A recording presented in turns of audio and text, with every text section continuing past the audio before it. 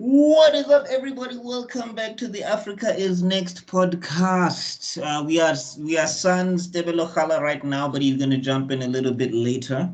But yeah, let's just keep the show going. It's your boy Buckmeister Cool and Mr. Extraordin talking some cell games. What up? What up? I guess Tebello's still in the hyperbolic time chamber. So when he comes out, he's gonna have the highest power level with long hair and everything. Imagine him with long hair. Yo, I think it would suit him actually, because he has a katana and everything. So he probably look like one of the Bone Thugs and Harmony members. Oh, by the way, guys, thank you so much for liking, subscribing, commenting on our previous videos. Yeah, do let us know your thoughts on some of the previous stuff that we've done. What are your thoughts about our take on the Cell Saga?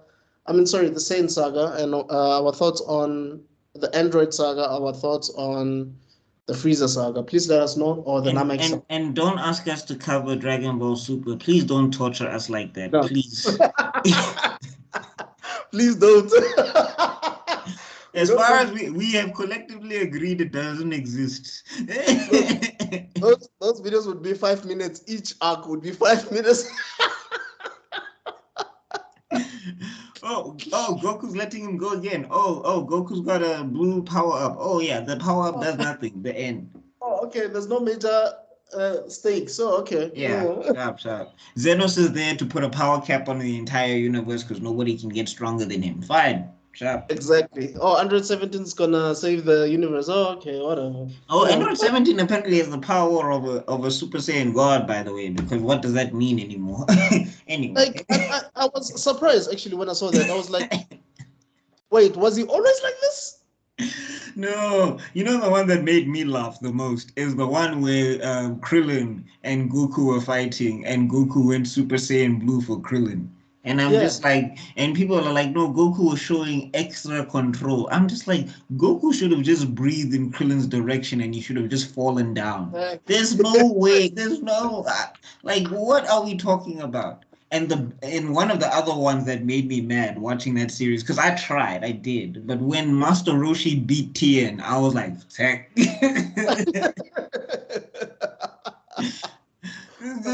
This guy, he beat this guy, the one that did this to Cell. Roshi beat him. Because Tien at that point was probably Super Saiyan 2 level power, maybe around that. At least one. At least one. And Roshi hadn't trained in years, but okay. Dude, like Roshi is still weaker than Reddit. Like, but yeah, there's something that I wanted to say. Someone made a video on YouTube and saying that some of the transformations in the Dragon Ball universe, Super Saiyan 3, Super Saiyan God, and Super Saiyan Blue, are basically useless Super Saiyan transformations because they never really. Three at least had impact. At least there was some impact. People remember it. And it did do something against Kid Buu and Fat Buu. It did do something. And Super Buu, because remember, Gotenks also had Super Saiyan 3. Yes. So at least it did something. Super Saiyan God was irrelevant after one movie. Super Saiyan Blue was irrelevant forever. It's not beaten one enemy. Super Saiyan Blue hasn't beaten one enemy. Didn't Goku defeat Frieza? No. What happened is that Goku was about to let Frieza go, and then he let his guard down for some reason, and then caught a laser gun to the chest. He was a regular character. That doesn't make sense at all. And then when Vegeta came in and everybody was like, oh, Vegeta, Frieza still blew up the planet. If Whis wasn't there, it was game over. Super Saiyan Blue hasn't achieved anything since its introduction. Yeah. That's true. Because Vegeta should have been able to stop Frieza from destroying the planet, basically. Like how Trunks did it when he came in as a Super Saiyan. Yeah, you see? That's why we can't cover these things, because not to mention that Frieza matched the Saiyan gods in 4 months. Right. He put on a karate gi, he did some push-ups, and now he's a god. Oh. And now there's Black Frieza. I don't know. Like, guys, why are we pushing this Frieza envelope so far? Like, can't you guys just come up with new characters or something? I mean, And Moro. stop trying to make him an anti-hero. He's a villain. Yeah. Dude, Yeah. did we forget that this man killed Dende? Out of all the characters, bro. No, Dende was a child. Right. So why are we Right. trying to make Frieza a hero? He killed children. Look, when I saw him with Goku and they were fighting against, who's that guy again? Jiren. Who's not even a villain. He's not a villain, right? Yeah, he's nothing. And that character was nothing. Yeah. Anyway, we're on the wrong sagas. We're all over the place. Well, I guess we're trying to buy time to get Tebello in here. To get out of the hyperbolic time chamber. Yeah, But I guess we can, at least we can start with the baby steps and all of that stuff. Right. So last time we left off, I think we said that it was the Android 17 Piccolo fight, which is one of the underrated fights. I did like that fight a lot. Me too. And I've been watching Dragon Ball recently. I've just been rewatching it just because I'm trying to get a better understanding of Goku as a character in a sense, because I've been in so many debates and things. And I'm just like, I don't think Akira Toriyama remembers what he wrote. I really don't.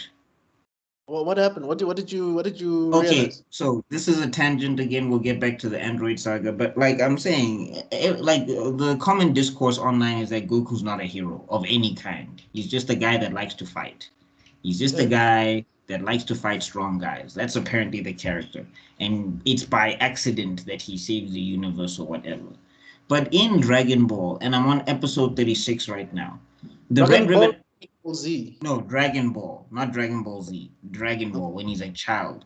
In the midst of Dragon Ball, right? The Red Ribbon Army were burning the forest looking for a Dragon Ball. And Goku, the very first thing he does is he jumps down to confront them to tell them to stop burning down the forest. This is in the animation. This is in the animation. This is not me. And the English dub, of course, make it a bit more heroic because apparently I think they've been rewriting his dialogue since Dragon Ball or whatever. Yeah. And that's something Akira didn't like, actually.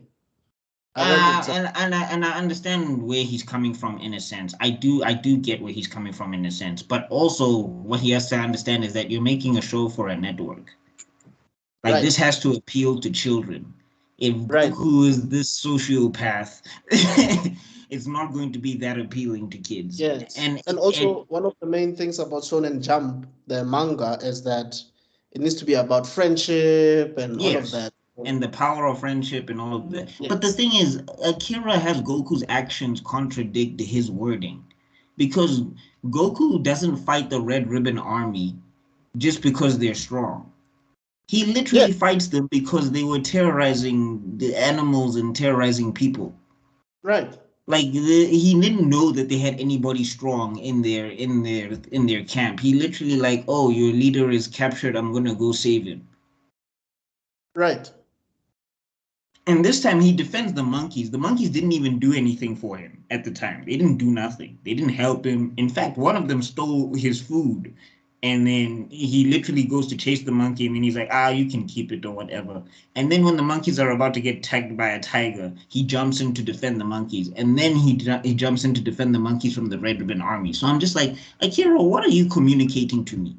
What are we talking about, Akira? You can't tell me he just likes to fight when he did this as a child. When he does this as an adult, like two things can be true at once. It's not that he can not like fighting. He can also like fighting and be heroic. Two things can happen. I don't understand. Dude, the first chapter of the manga, he saves Bulma. Isn't that heroic? And also in the other one, he takes the turtle to the beach because the turtle is lost. And like he just says, that's what I'm gonna do. He met Master Roshi. Yeah. And I'm saying, like, isn't that heroic too? So I just, for me, in my heart, Goku the hero is the one I enjoy. This one I just like to fight. It's boring to me and it doesn't make sense. The I just like to fight for me is Super Goku, Dragon Ball Super Goku, who I don't like. I prefer the one that I was watching as a kid, because that one is a more solid character. And also it makes sense because the effect that he has on everybody, like Vegeta's a good guy because of Goku. Piccolo's a Yes, good guy because of Goku. That makes yes, sense to me. Now, if you yes. throw that all out the window, plus the Saiyan heritage, and people mistake this thing of saying that when we say we like Funimation Goku, we're saying that he doesn't have flaws or he's flawless. No, No, no, he makes all the same mistakes as the other yes, Goku, but there's still something to him that makes you go, oh, this is why these people like him. exactly, exactly. And also, the speech that he made to Frieza wouldn't make sense when Frieza was like, Oh. "Are you?" And it's like, "I'm a force of good." What a Yes, I nightmare love to that you. speech. Even though it's rewritten again, because he's supposed to say, I'm Son Goku. But even that, I'm Son Goku, Saiyan from Earth who came here to defeat you. How is the not heroic at all? Exactly. Okay, look, if Goku was not meant to be heroic, he wouldn't have fought Nappa the way he did. He wouldn't have fought Frieza the way he did, because he wouldn't have even transformed into a Super Saiyan if Krillin died like that. Because if you're just focusing on fighting strong people, then you don't really. That means that you don't really care about your friends or anything, right? No, also the spirit bomb. Everybody overlooks this, but the spirit bomb. Goku threw that thing with all the intention of killing Frieza. There was Yeah. no he was throwing this to see if Frieza could survive it. There was no throwing No, this to test Frieza. He that's Frieza. wanted No, to kill Frieza. he wanted to He destroy the guy. Yeah, yes. he wanted to end him. And it was because he knew he did not have the power to defeat this guy. Why would he? Why, if he just liked fighting strong guys, why would he try and use a spirit bomb to defeat the guy he could not defeat and use Exactly. the help of everyone else to do it? Also, why didn't he give up in any of those fights before the Cell Saga?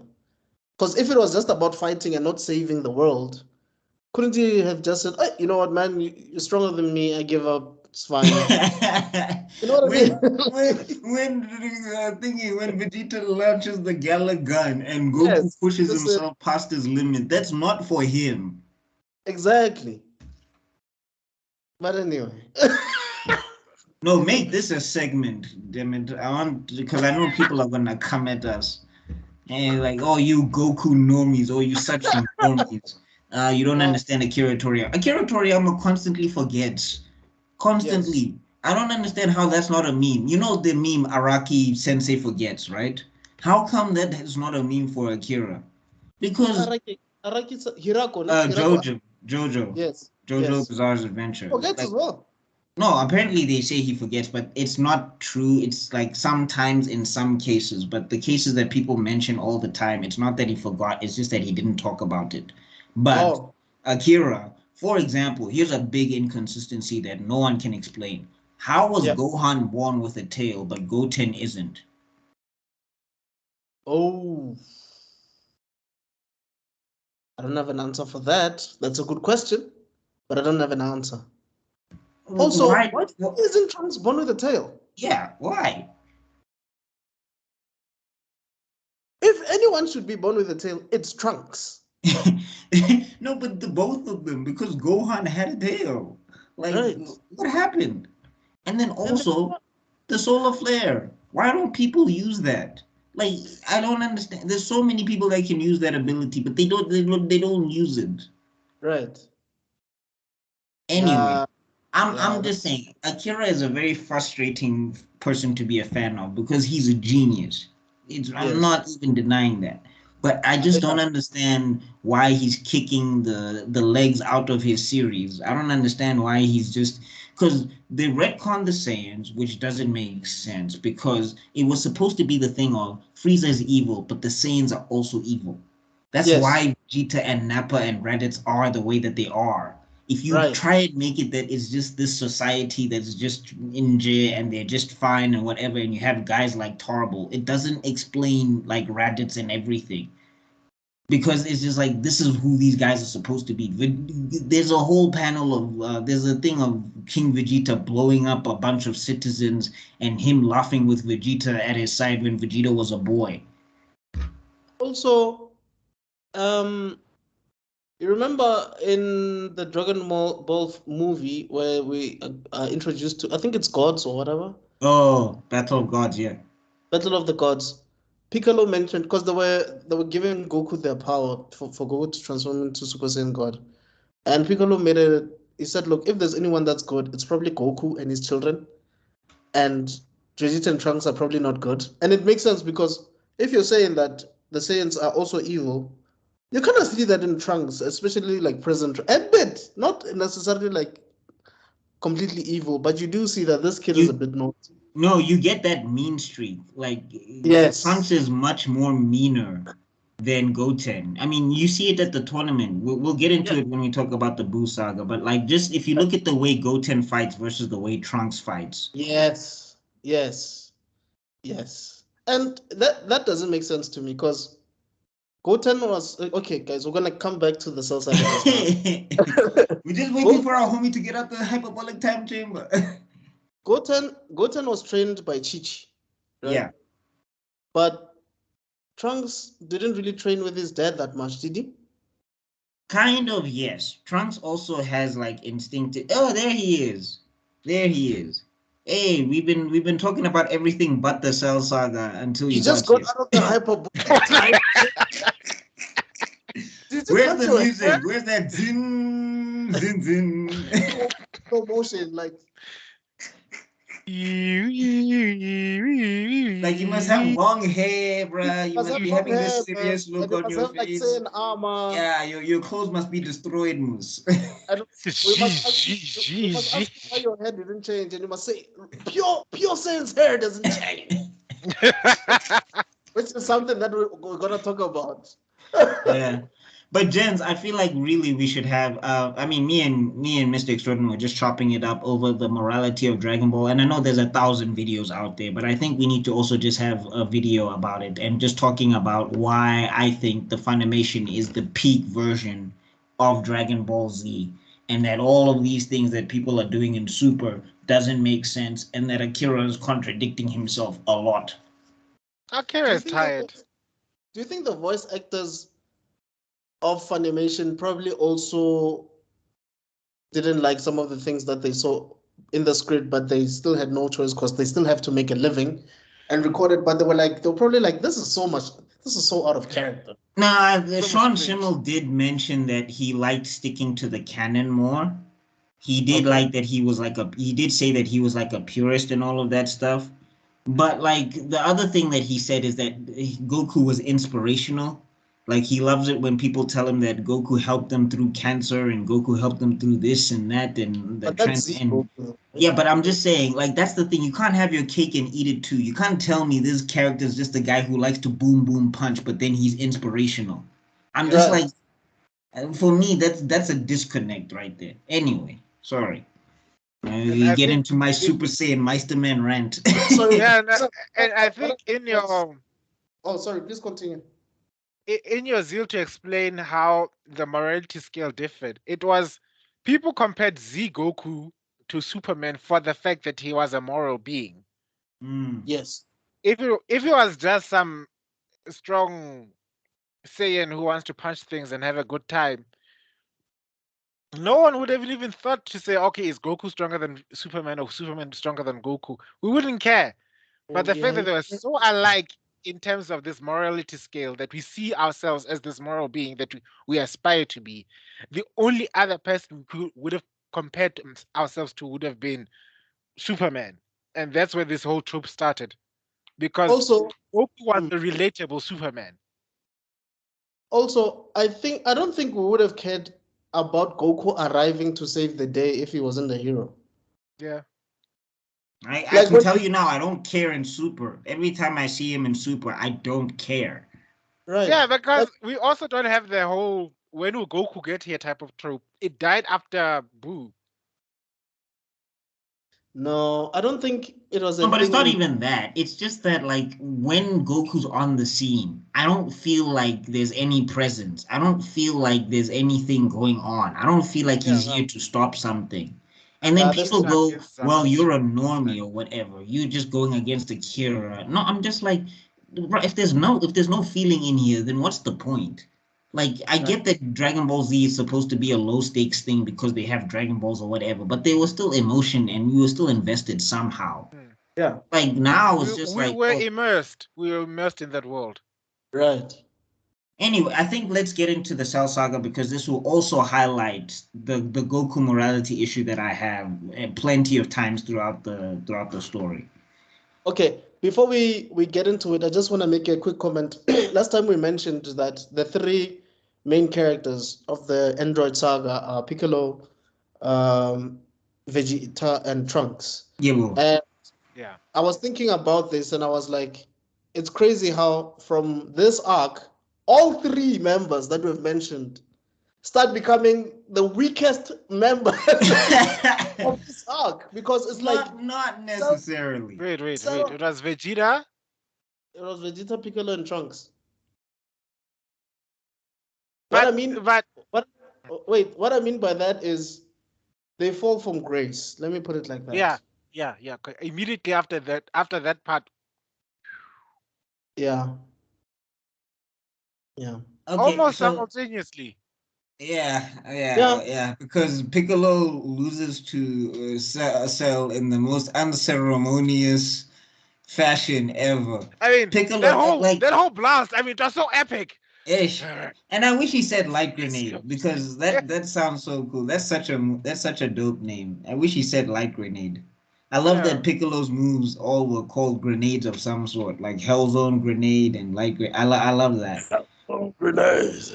And then but why do they have to say their powers out loud? Does it? Well, it's an anime thing, man. Like Rasengan, Amaterasu, Final Flash, Bankai, But Bankai and Shikai sort of make sense because it's as if you're awakening spirits, rise from the ashes. Nah. Yeah, but I'm just saying, would you want Vegeta to be silent when he does a Final Flash? I'm sorry, I can't. Especially because it's the one moment that he has that gets taken away from him immediately. Let him say Final Flash. Forget Final Flash. Would anyone still care? How would Dragon Ball Z be Dragon Ball Z without the infamous Kamehameha? Actually, this saga specifically has my favorite Kamehameha on screen. I think the two characters that I can think of that don't say anything, it's Raditz and Frieza. They don't say jack. No, Raditz does say double Sunday. Oh, really? Game, or rather, in the original dub. In the original dub, he does say it, and also when he's fighting Piccolo and he does say, "I'm gonna hit you with a double something." Okay, Akira was clearly hungry because. Double Sunday? No, but if you look, if there's one thing we can find funny about Akira is that he gives either his techniques or characters the most dumbest names. Yeah, because Saiyans are named after vegetables. All Saiyans. Yeah. Bardock. I don't know. I kind of like that. Yeah, I'm not saying it's bad. I just like I like the humor in it. Like, we got these powerful characters named after the most dumbest things, like Frieza's literally a fridge. Yeah. Cooler, King Cold. Yeah. And then we've got is devil. Is an anagram of devil. Which one? Videl. Yeah. Because of Mr. Satan. Mr. Satan. Which that's hilarious also that he's like king of the world and everybody is like, hail Satan. Yes, and he also sort of deceived the world, so yeah, that was smart. No, I think the thing is with Hercule is that he's actually a competent fighter. It's just that he took credit for things that weren't his. Yeah. Competent fighter. Yeah, he won the tournament fair and square. According to human standards, we're not talking about Z fighters. Not Z fighter standards. Popovich. What I can appreciate about Mr. Hercule or Mr. Satan is that he's aware of himself and where he falls in. He just keeps faking it. Yeah. Yeah. There's a difference between a delusional idiot and Mr. Satan. Mr. Satan is not delusional. He's just a fraud. if Hercule was a Saiyan, he would have been one of the most hot-headed Saiyans of all time. If he had the power and behaved the way he did, attack first, ask questions later. Okay, I see Vegeta. I get it. Okay, fine. You proved the point by not saying anything. This is the hyperbolic time chamber powers that you let's have. start talking about this. Okay, so Piccolo gets defeated unceremoniously. You said it, not me. I was like, okay, go on. Okay, Piccolo gets defeated unceremoniously. Then we get a pretty underrated fight, in my opinion, which I don't think enough people talk about, which was Android 16 versus Cell. I actually kind of enjoyed that quite a bit. Before you go on, can you just highlight one of the most brutal ass whipping in the whole Cell saga was the way Cell thrashed Android 17. Oh yeah. Oh, that beatdown was personal. I was like, I felt it in my soul. Like, wow. Right. You know, at some point you feel bad. This doesn't make sense to me. This doesn't make sense. Yeah. This was Cell in his first form before, when he still had that thing, right? Yeah. Yes. Piccolo was able to defeat him before, right? When he was Super Namekian. Yeah, but you have to remember, he was running around the cities and he was absorbing people to increase his power. Right. That's why even in his transformation, if you notice it, it was a brilliant piece of like animation and writing and whatever. Oh, yeah, that is one of my favorite. When he transforms, you get to see like ghoulish faces in his transformation. When he was powering up. Yeah. When he was powering up. With that theme song. What is it called? Like, oh, it's literally called Cell Powers Up. Yeah. And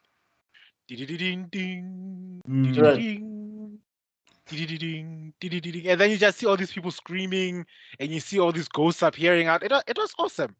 Yeah, you're right. Awesome piece because that's the thing that Piccolo was worried about, is because Piccolo, like the reason why Piccolo pretends like his arm is broken or whatever, is to get Cell to reveal all of his secrets. Which that was like, I think the last time we ever saw any like depth strategy in Dragon Ball. From the character that's supposedly the strategist. Yeah. The Batman of the group. You know? Yeah. So and then so Cell beats down 17 and absorbs him and gains the transformation. And like you were talking about the fight between Cell and 16. Oh, right. Sorry, I skipped. Yeah, Cell and 16, and then we get like the Hell Flash. That's what they call it in the video game or whatever. In the video game. And also the Rocket Punch. I love that moment of the Rocket Punch. It's so cool. Every guy thought it's. I like the abridged part where the girl was like, "This is so dumb," and the guys are like, "This is so cool," because every guy was like. Wow! No, the other part. Oh, sorry. Go ahead, Mr. Extruded. I don't think 16 would have been able to defeat Goku if they fought. No, at that point, yes. If they fought then, he would have washed Goku. He would have washed Goku. At that point, yes. At that point, yeah, absolutely. Oh, okay. Remember, like Vegeta got pwned by 18. And he was a Super Saiyan. And he was a Super Saiyan. Goku was only a Super Saiyan at that time. At that point, Yeah. Right. Had 16 stepped in any earlier for any of the fights, it would not have even been a contest. It would have been close the book, the end. I also like one of my favorite lines that 16 says to Cell at the beginning of that fight. There's always the dialogue between a fight that always rings through. And the line, or rather 16 says this line, Cell, I recommend surrender. And then Cell responds, what? To a piece of junk like you? I think that's a bit of Frieza in there. Guys. Can we just talk about how people always praise a bridge series, but Funimation had lines, guys. That Funimation dub had lines. Yes. Definitely. The writing was really good. Like, guys, I know that, like, I mean, Akira also originally had lines. Like, the manga also has, like, some really dope lines. But Funimation, like, I love that moment when Vegeta's talking smack and he's like, if you surrender now, I'll turn you into something useful, like a washing machine. Like a washing machine.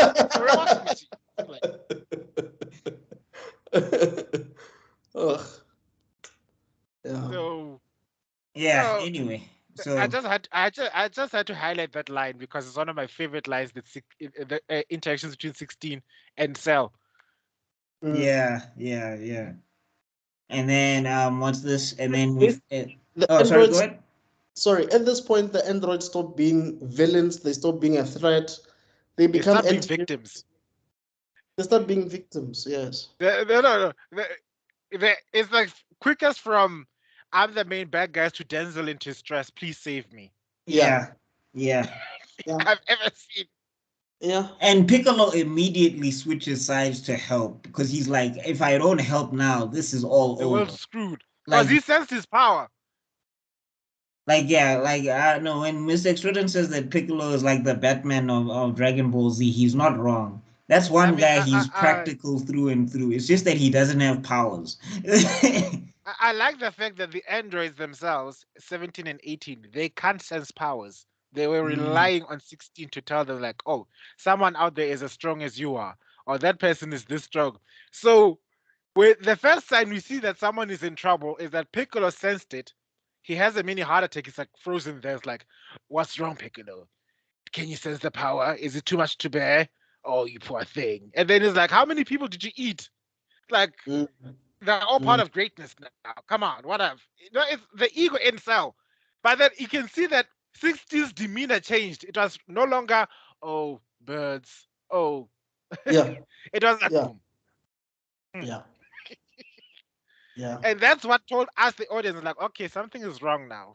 Cell ain't the Cell we know. No. For me, Piccolo immediately, because anytime Piccolo panics, like when Piccolo and Krillin panic, you must know you're in trouble. Anytime those two are panicking, you must know there's danger around the corner. Apart from Bulma, I would say they are the smartest characters in the smartest Z fighters. Apart from Gohan. Okay, I'm not sure about they Krillin. have the best sense for No, I would say that. Krillin is a good measure of panic at the lower end. Piccolo is a good measure of panic at the higher end. But I can't, for the life of me, we can't say Krillin is smart. You don't think Krillin is a strategist? Mister, I used solar flare, but I did not use the destructive disc afterwards. No, despite that, like when you look at Dragon Ball, for instance, and you look at the Namek Saga, for instance, some of the stuff that he did, stalling, I don't know. I feel like he's a bit of a strategist for me. Maybe he's a martial artist. Don't get me wrong. That's what martial artists do when they're outplayed. But I mean, everyone was thinking. Isn't he the one who came up with the idea to go to Namek? Yes. In the version I watched, he's the one that mentions that that the Saiyans mentioned that Piccolo's a Namekian. Yes. So yeah, look, Krillin is Krillin. What does that mean?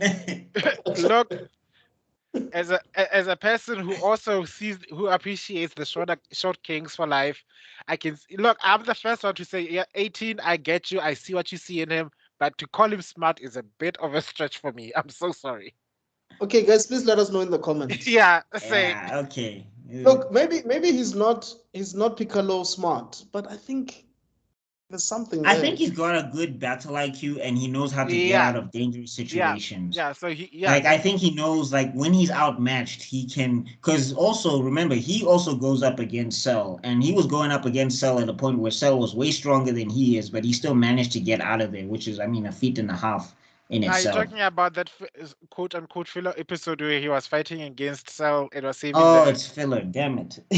I was trying to give him some points. but I don't know why that is considered filler, because for me it shows it's one of those things where I can give it to you, like, yeah, as a survival expert, Krillin can take the cake. Yeah. Because one of those few examples, he used the solar flare, he escapes, he hangs on the bottom of the ship so he can lower his power level so he can sense him. He finds Cell actually found him anyway.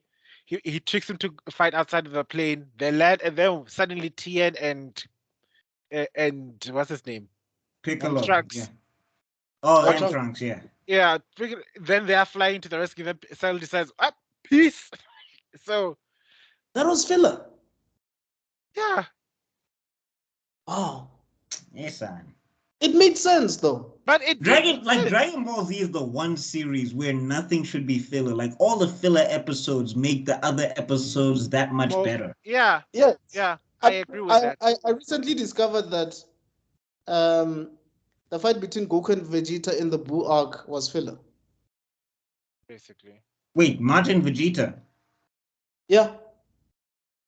Most of that fight actually happens off screen in the manga. It's only like 2-3 panels, and then they go, and then they have that conversation, and then yeah, obviously Vegeta does what he does and goes to. I would snap my whoa, I'd that be is so hot. I'd be pressed for days. I mean, imagine the long-awaited sequel between Goku and Vegeta, because everybody has been waiting for that. Oh, Goku's Goku Super Saiyan. Now Vegeta Super Saiyan. They have to fight. We need to know who's strongest. And are you telling me that they didn't even give the manga readers the satisfaction of actually seeing that fight? No, especially after that whole speech when he blows the people up and is like, "What do you know of meaningless?" Anyway, we're skipping. We're skipping. Okay, so what's this? Okay, we'll get to Boo. Yeah, so we had 16 now. 16 gets tricked by Cell, and then Cell manages to absorb Android 17, turns into a pretty iconic looking design. Akira, what was with you and lips? I'm looking through Dragon Ball and that makes no sense. No, but I'm just saying, like the way Akira was drawing black people sometimes, like I'm not a cancel culture guy. I'm not. But it was just like he gets so close sometimes. I think no, sometimes it's straight up. Sometimes I'm like, why is this guy's lips so big and so red? Like everybody looks like Mr. Popo. What is happening here? Even Pycon, you remember Pycon? Oh yeah. I think he saw his mistake and created Oob.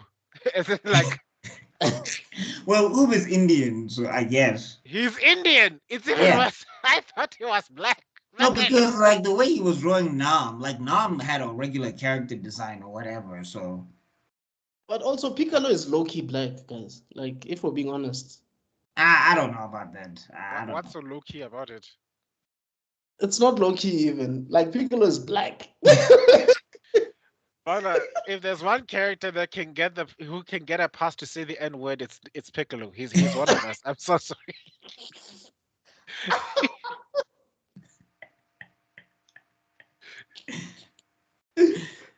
I mean, gangster for life. Look at his drip. Look at his drip. So we get this Cell second form or whatever, and immediately he's terrifying because he smashes Android thingy 16's head, and we just saw how powerful Android 16 was. Yeah, that's the one thing about Dragon Ball. If you are slightly weaker, or if you are weaker, no chance. Don't waste your time. There's I'm weaker and I have a fighting chance. Yes. And then there is I'm so weak that I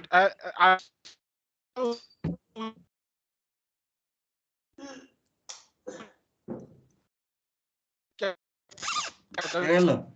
What's this guy? Sorry, you cut out. Yeah? Oh. Hi, am I back? Yeah. Okay, where was I? No, we were just talking about how if you're weak, there's no chance. If there's enough of a gap, if the gap is just this big, don't even try. then it's of course then there's the strong guy is obviously stronger than you, but he's playing along to make you think that you've got a chance. I'm looking at you, Frieza versus Goku Part 1. Because let's be honest, I mean, I remember the power scaling was like Goku was at 3 million, Frieza was at 60. Yeah. And then he kept on saying, I'm only using 1% of my power. Yeah. Now I'm gonna use 50% of my power. Yeah, Then it's like, Frieza's the one that started that thing of I'm not using 80% of my power or whatever. yeah. He's the one that started that. But to a point where even when Goku was Super Saiyan, he kept on blabbering about his percentages. I was like, what? How do you know? That's one thing. Like, Yeah, how do you know? I was at the gym the other day and I was lifting. I was doing the lifting of the weights, and I'm thinking, imagine if I could say, okay, this is 80% of the effort I'm putting in. I can still go 20% further. What does this mean? I'm like, okay, is this 80%? Is this one 80? Do you know your body that much that you can tell when you've given only 80% of your effort? Apparently. We need to become martial artists. It's the only way. Yeah. We can know our bodies. Like, this is not even my final power. I love that meme when somebody is like, was this when you're at like, I think it was the DMV in America or whatever. Yeah. And it's like people in the DMV, they sound like they have Dragon Ball Z dialogue because it's just this guy filling out a stack of papers and he's looking at someone else like, this is not even my final form. Yeah. And then That's a good one. and then we also need to talk about the other anime tropes because we did touch on it. I mean, like, have you ever seen in all the animes, there's a guy on top of this mountain and the heroes at the bottom and they're having a conversation. They're not even yelling at each other. But everybody does that, even comic books. Because what's this in Shazam or whatever? In Shazam, they make fun of that because basically the villain is trying to talk to Shazam and they're like so far away from each other, and Shazam is just like, I don't know what you're saying. It's the same in Kung Fu Panda 2. When Poe was on top of a building and what's he saying? There's also an anime trope of, I think someone made fun of it. I just don't remember who. Where, let's say Goku comes, right, and then they show Frieza just looking at Goku and talking to Krillin and Gohan, giving them sensu beans, and he's just watching like, okay, is he gonna finish anytime soon? Because wow, he's been getting acquainted with his friends for a while now. Are you okay? No, my favorite version of that is the Power Rangers when they're transforming and there's like Triceratops and there's like the villains are just watching them do all of these backflips. One episode where the bad guy grabbed them before they transformed. Like, no. No, what I want to see is somebody try and interrupt the transfer because they're flipping and it's like, whoa, activate. I think someone did something like that. It's like, no, you think I'm gonna let you transform? Oh, hell no! Like, it was not anime though. It's like live action. You know those guys? What those? Oh man, I forgot Desmond and those guys. Benson and those. Oh, RDC World. RDC World. Yeah. It was the same with Omega Shenron. For as much as I hate GT, he's like, you ain't fusing ever again. Yeah.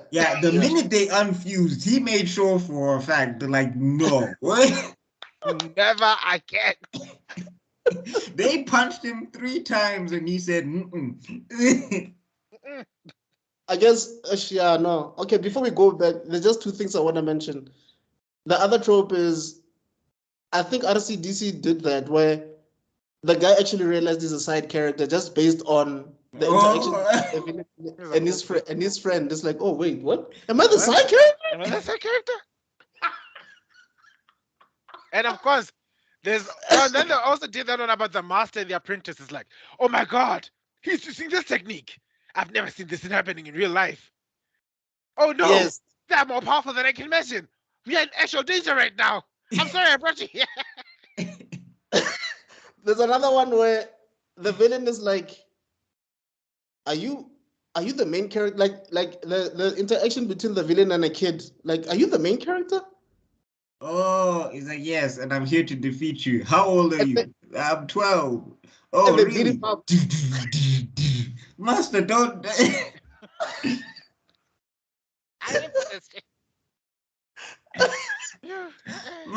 He now for my final attack. He's like, he's 12.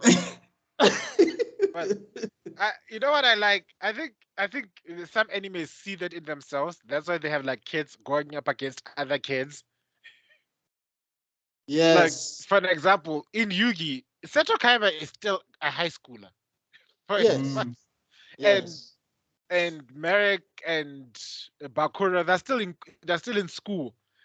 Yeah. Or the other one that comes to mind, I'm not sure. Pegasus is some Pegasus is an old. adult. Okay, yeah, but Yeah. okay, yeah, you are right. Beyblade. Beyblade is another Beyblade, one. there you go. Yes, you see, kids, other Yeah, kids. Bakugan also. I'm not sure about Pokemon. My Hero Academia though. No, My Hero Academia, the villain is, well, I mean, there's two main villains. One of them is a kid, the other one's an adult.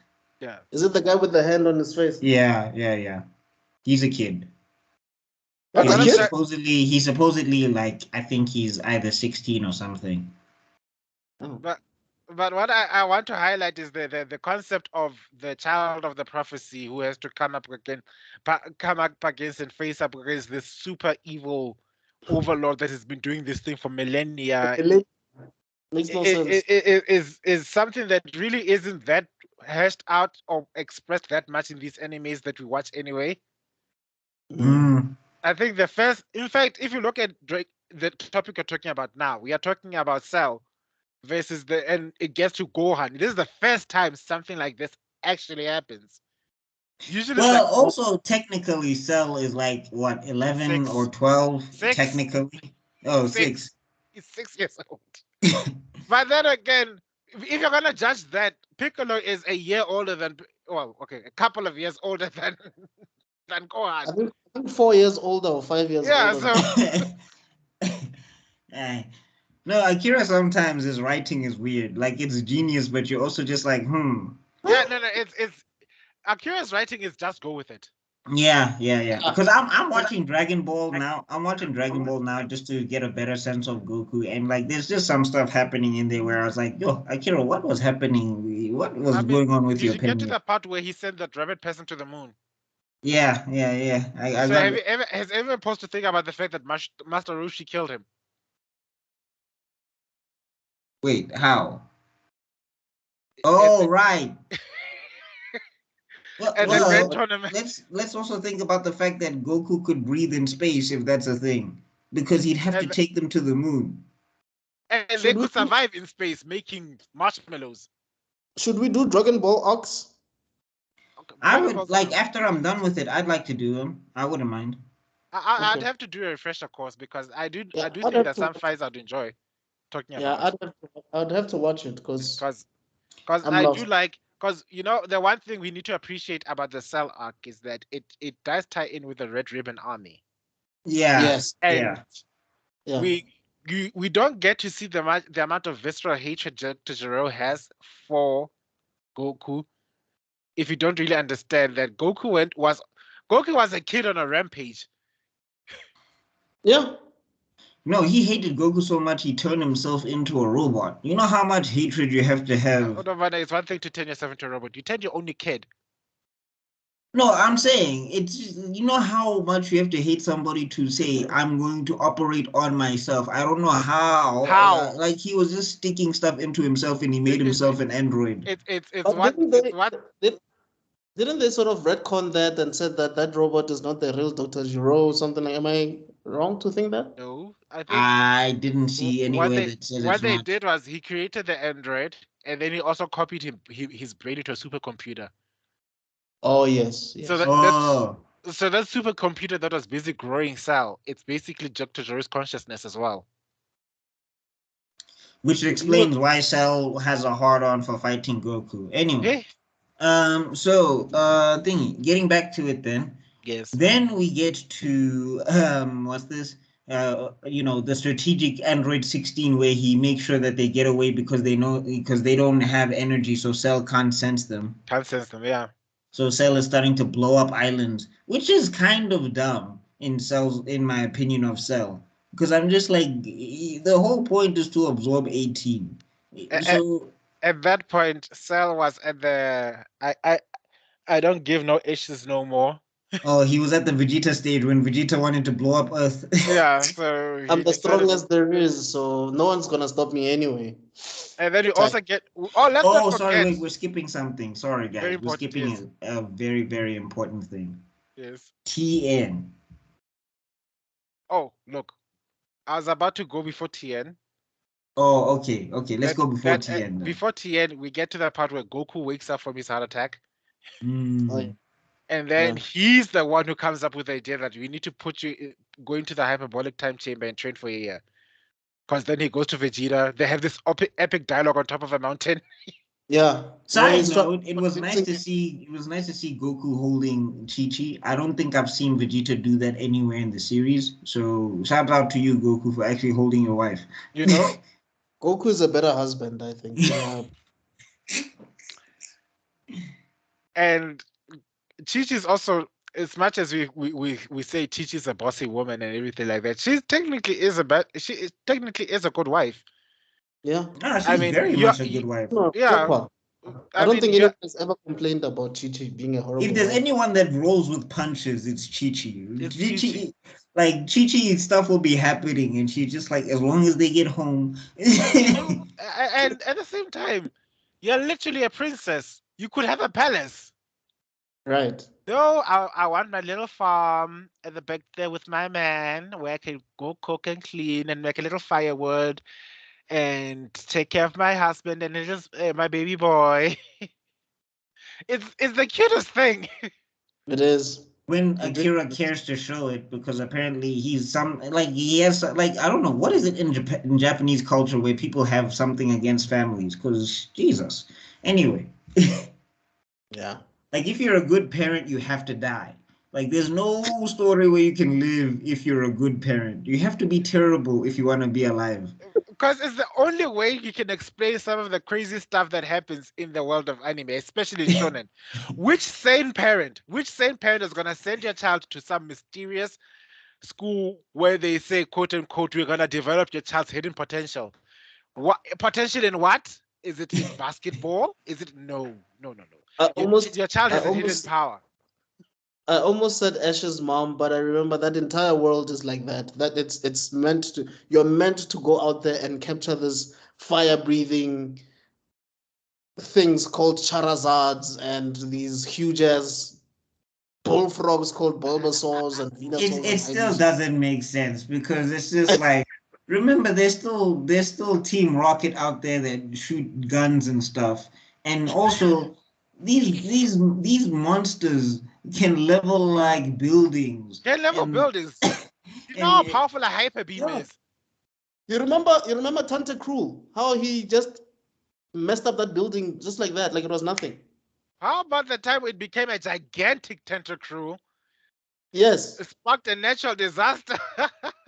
That's the one I'm referring to. You're 12 years old with your Pokeball. Gotta catch them all. Go, little one. Go catch them. Anyway, I think we might have to do a Pokemon one, because I want to talk about how a Magikarp got pissed off and then created a whole tsunami, and I'd have to rewatch. I have to rewatch so much Pokemon. But anyway, getting back to the Cell Saga, ne? So we gotta touch on Tien, guys. Like, that people underrate this moment, and I don't understand why. Sorry. Before we get there, so Vegeta didn't even know that the hyperbolic time chamber exists, and he agrees. No. Yeah, because he was standing on the mountain, and Trunks was just like, this guy's just standing there. I don't know what he's doing. For the last 2 days, he's been like... Because 18 humbled him so much. I'm not going to say it. I promise I'm going to be nice to Vegeta. Okay. No, this is the one arc where one arc, in my opinion, where you have a lot of points. Exactly. Yeah. That's like that. So it's so many that let me just keep it back, because the haters are gonna just say, Tebello's just hating. And I was like, this arc proves everything I have been saying. After this arc, I very much disagree with you. But I just want to say that sorry, Ish, my mom is calling. Sorry, guys. I just want to say that so far we've mentioned the fall of Piccolo, because we said that all these characters fall from grace. So we've mentioned the fall of Piccolo. Eventually we're going to get to the fall of Vegeta, and so far he's been humbled. Yeah. Let's put it like that. Yeah, he's been humbled. And nobody cares, by the way. Yeah, not except for his son.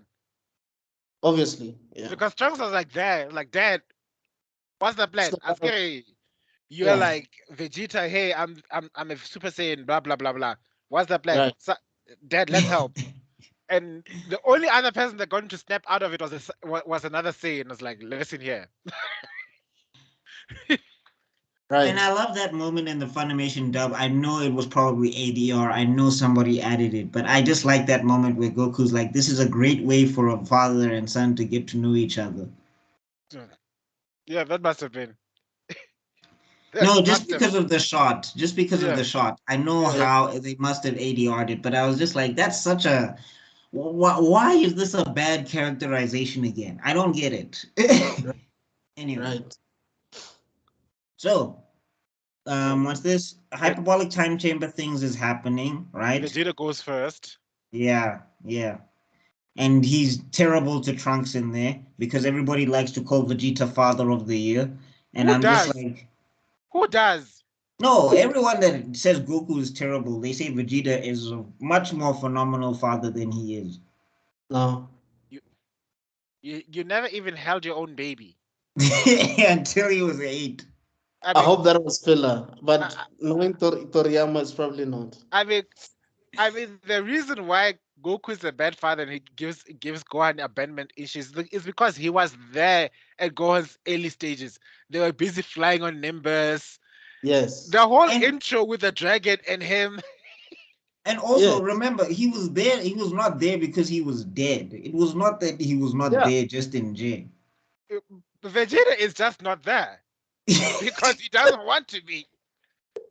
And yeah, he never learned how to be a dad because his dad, let's be honest, was a far worse father.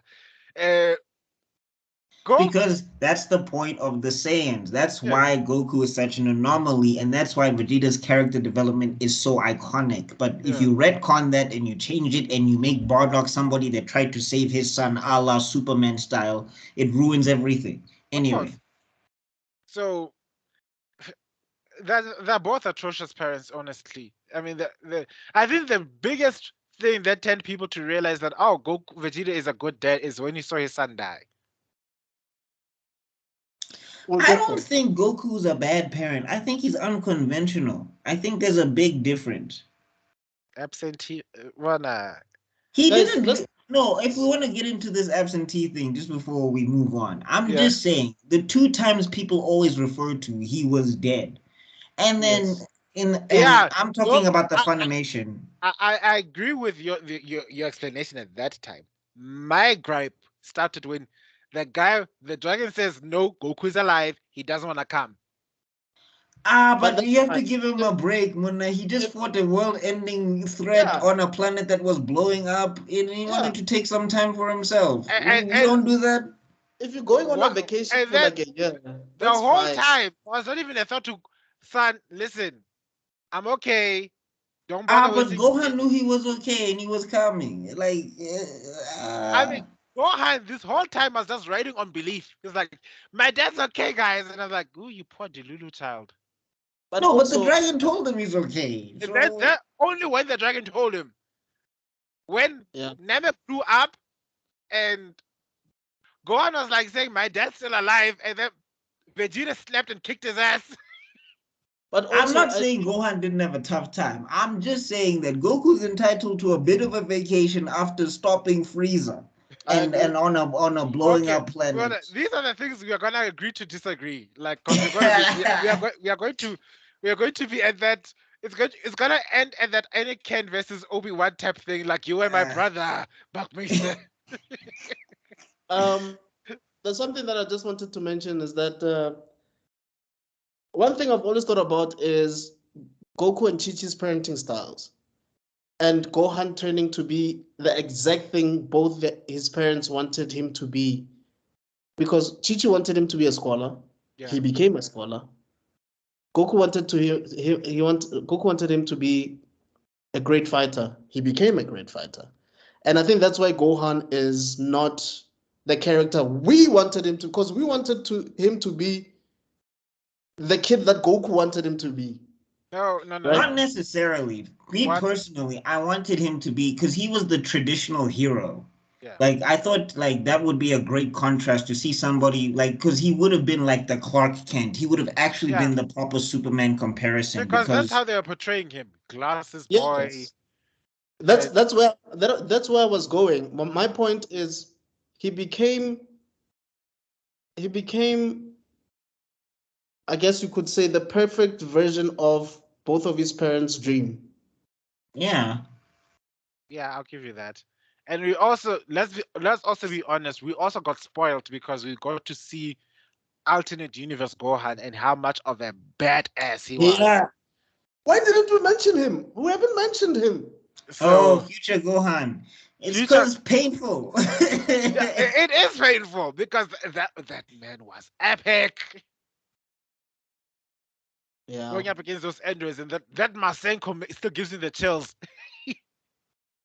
Yeah, look, I know he looked amazing. He was amazing. He was an amazing character with this with that whole axe and everything. Yes, and The Yamcha that we deserved.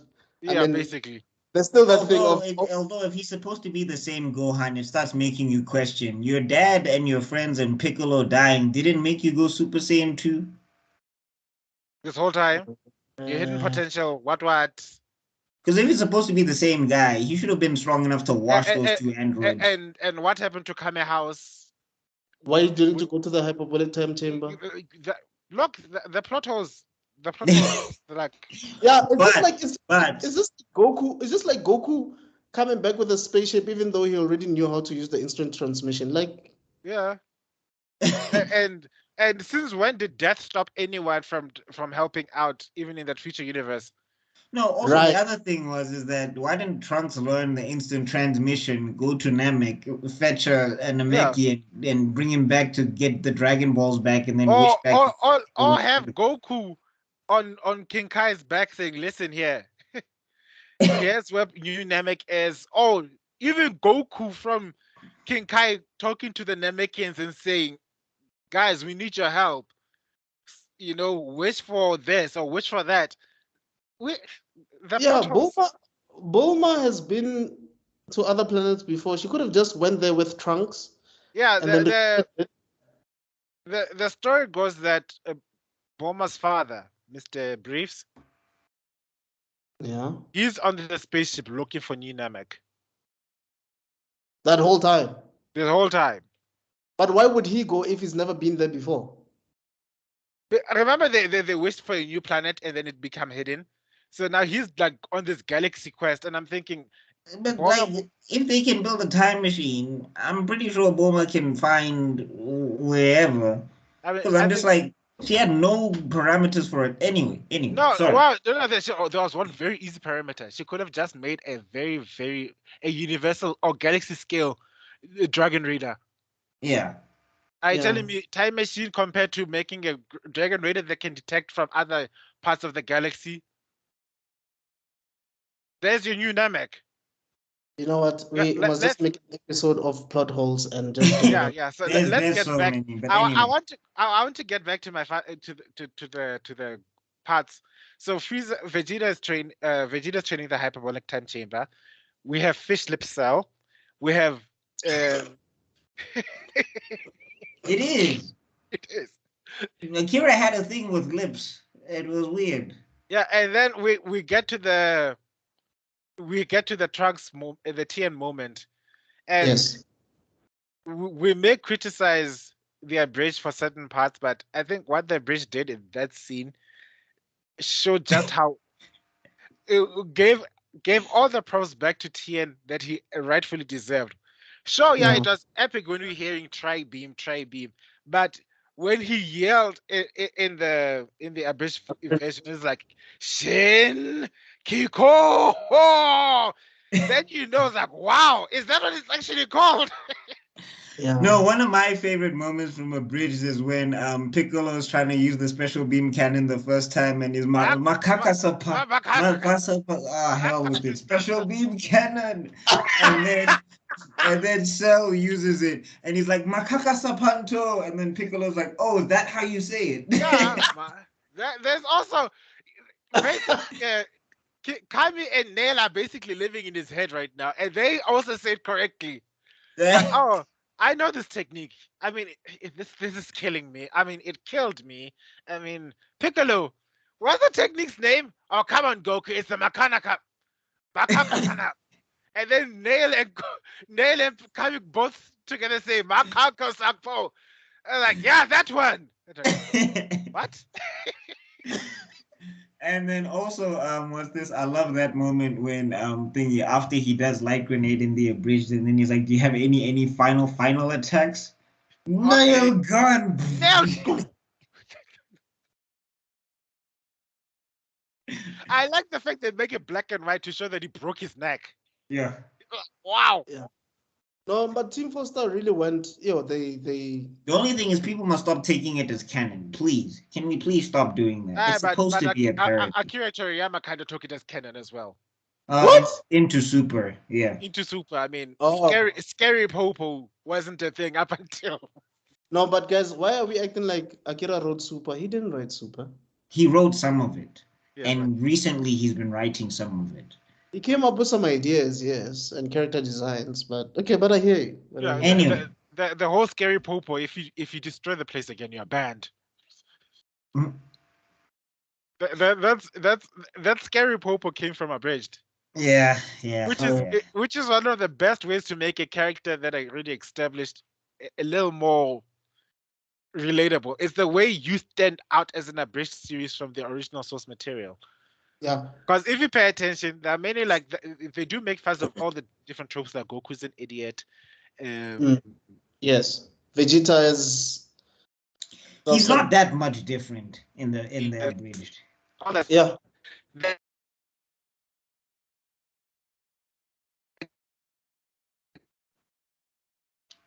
Tebello, you're cutting out, my guy.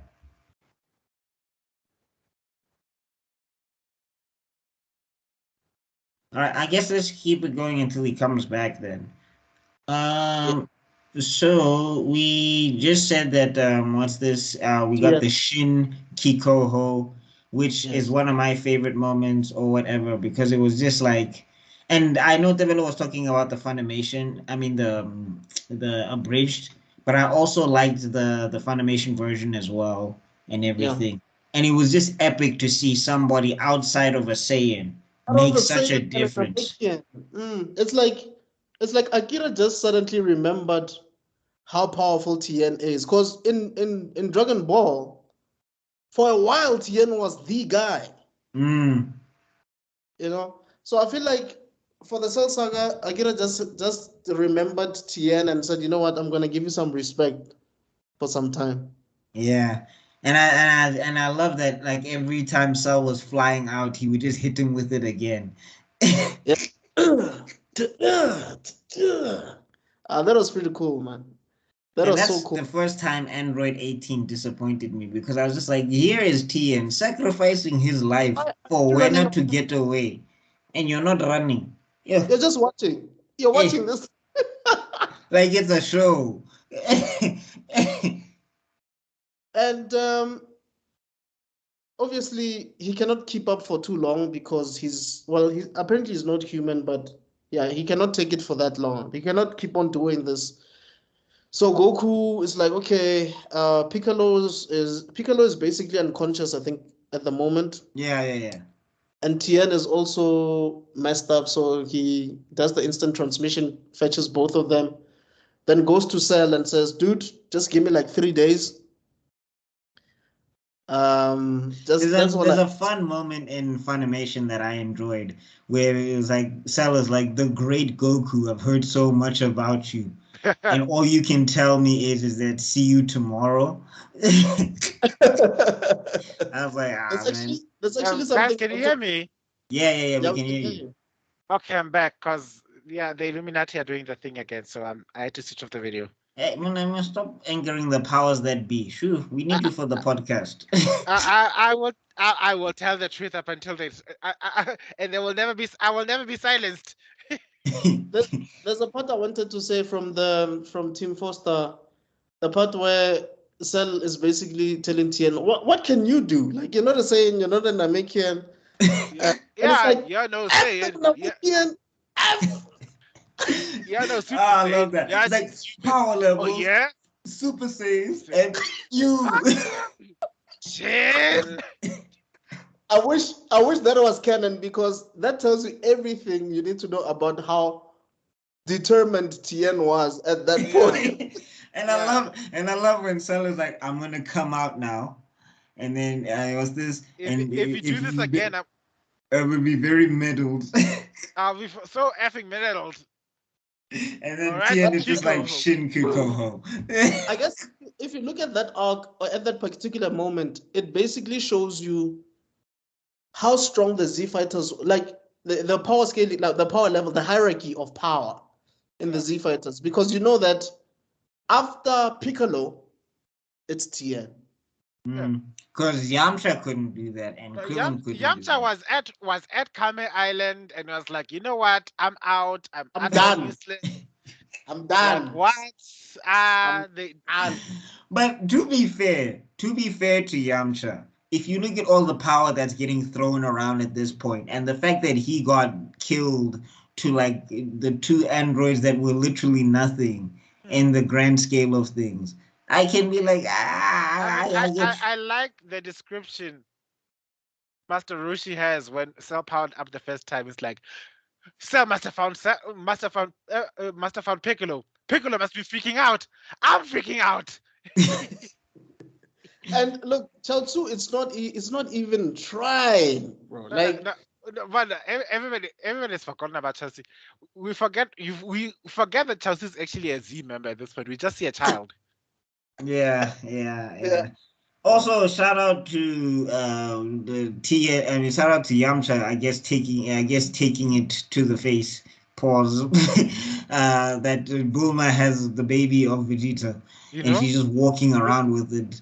And also just all you Goku people, all you people who say Goku is a bad parent, is no one going to talk about how Bulma brought a baby to a battle scene where they can shatter mountains and almost got them killed? But yeah, Goku's the worst parent in Z, ne?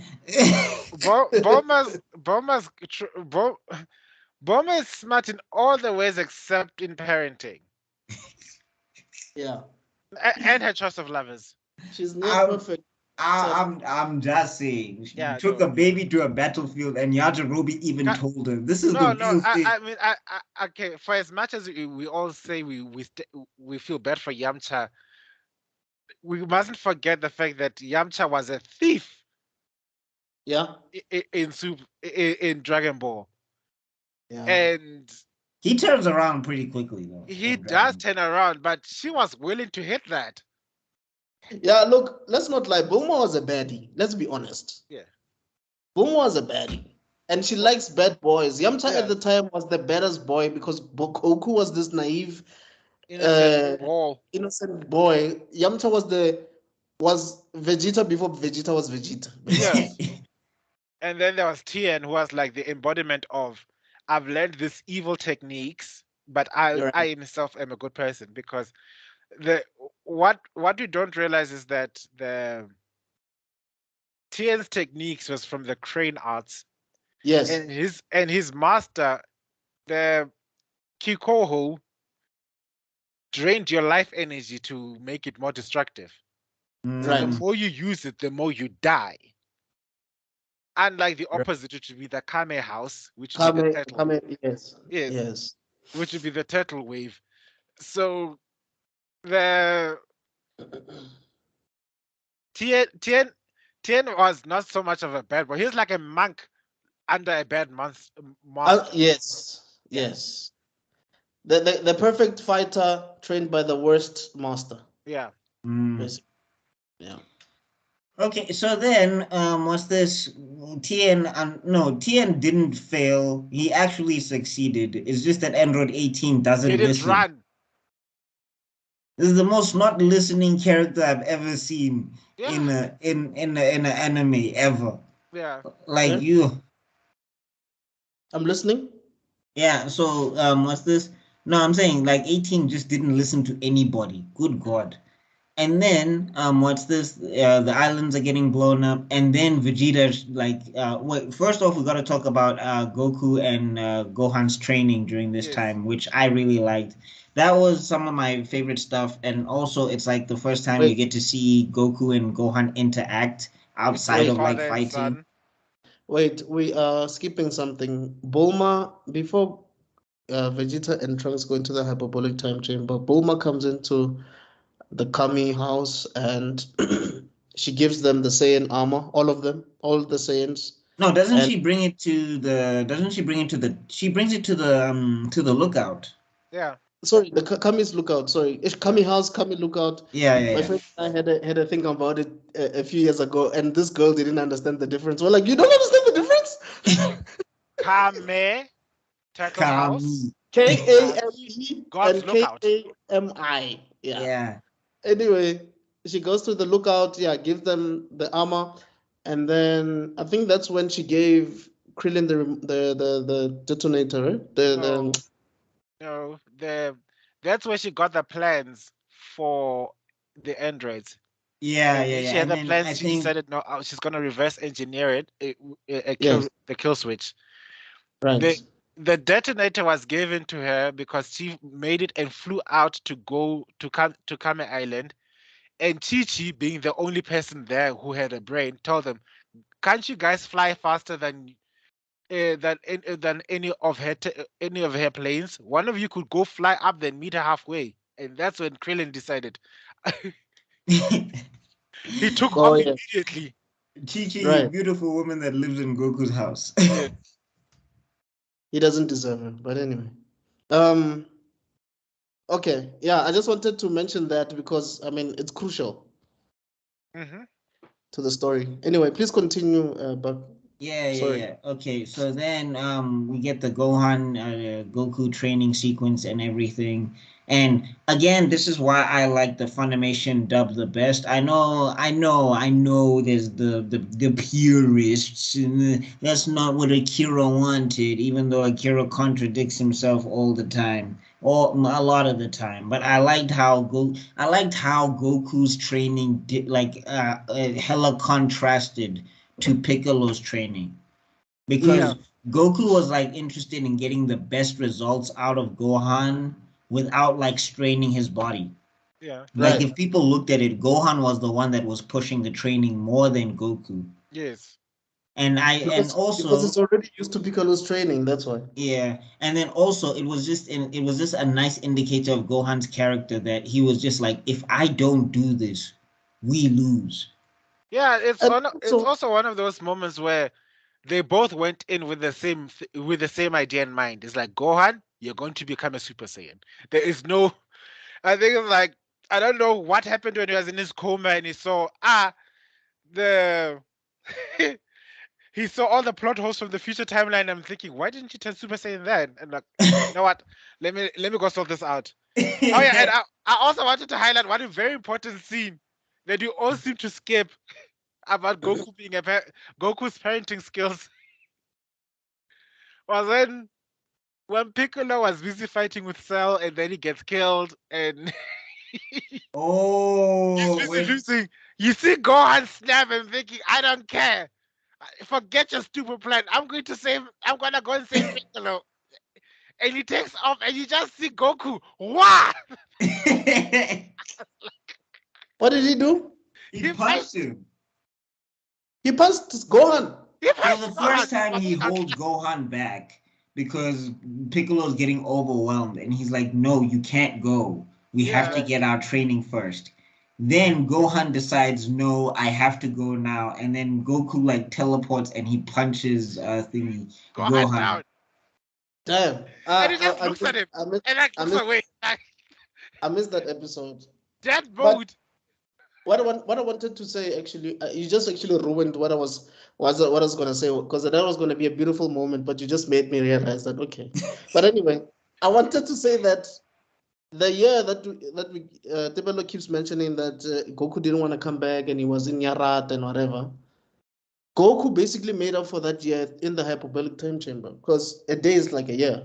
So he spent the whole year with his son. Hmm. That's a So good is No, idea. that and about also he hit Gohan because he wanted to remind Gohan the power difference. He was like, if No, I can do this to you, you going down there is going to mean nothing.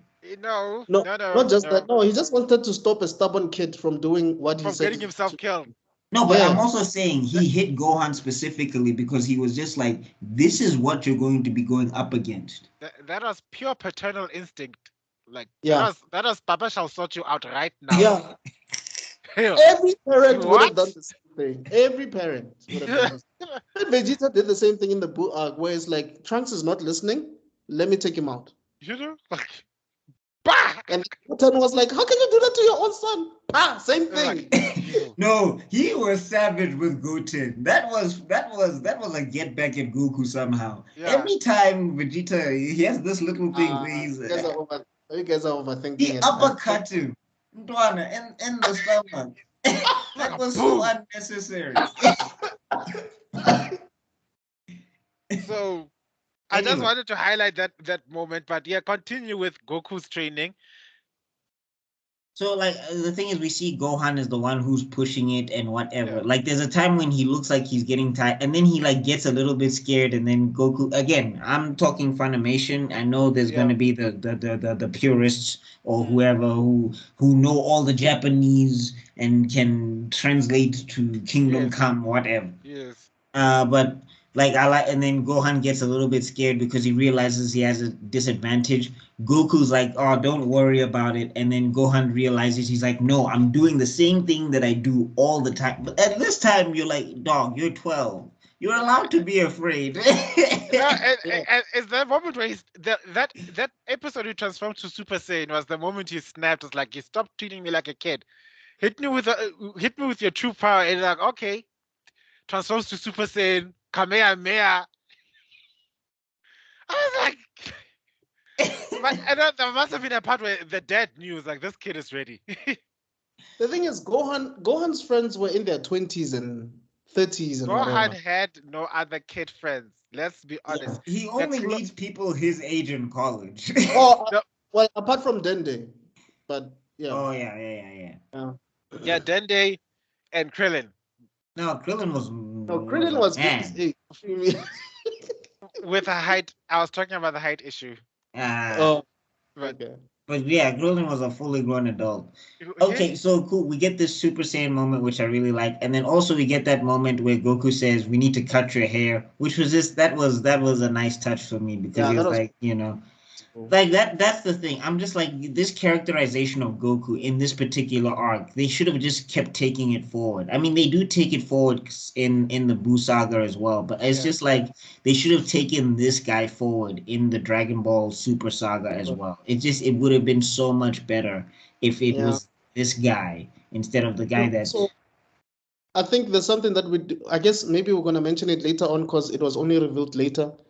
But Gohan actually punches Goku and he actually feels that punch. And that's when he realizes, yeah, no, There's 2 moments of realization. That's in the flashback.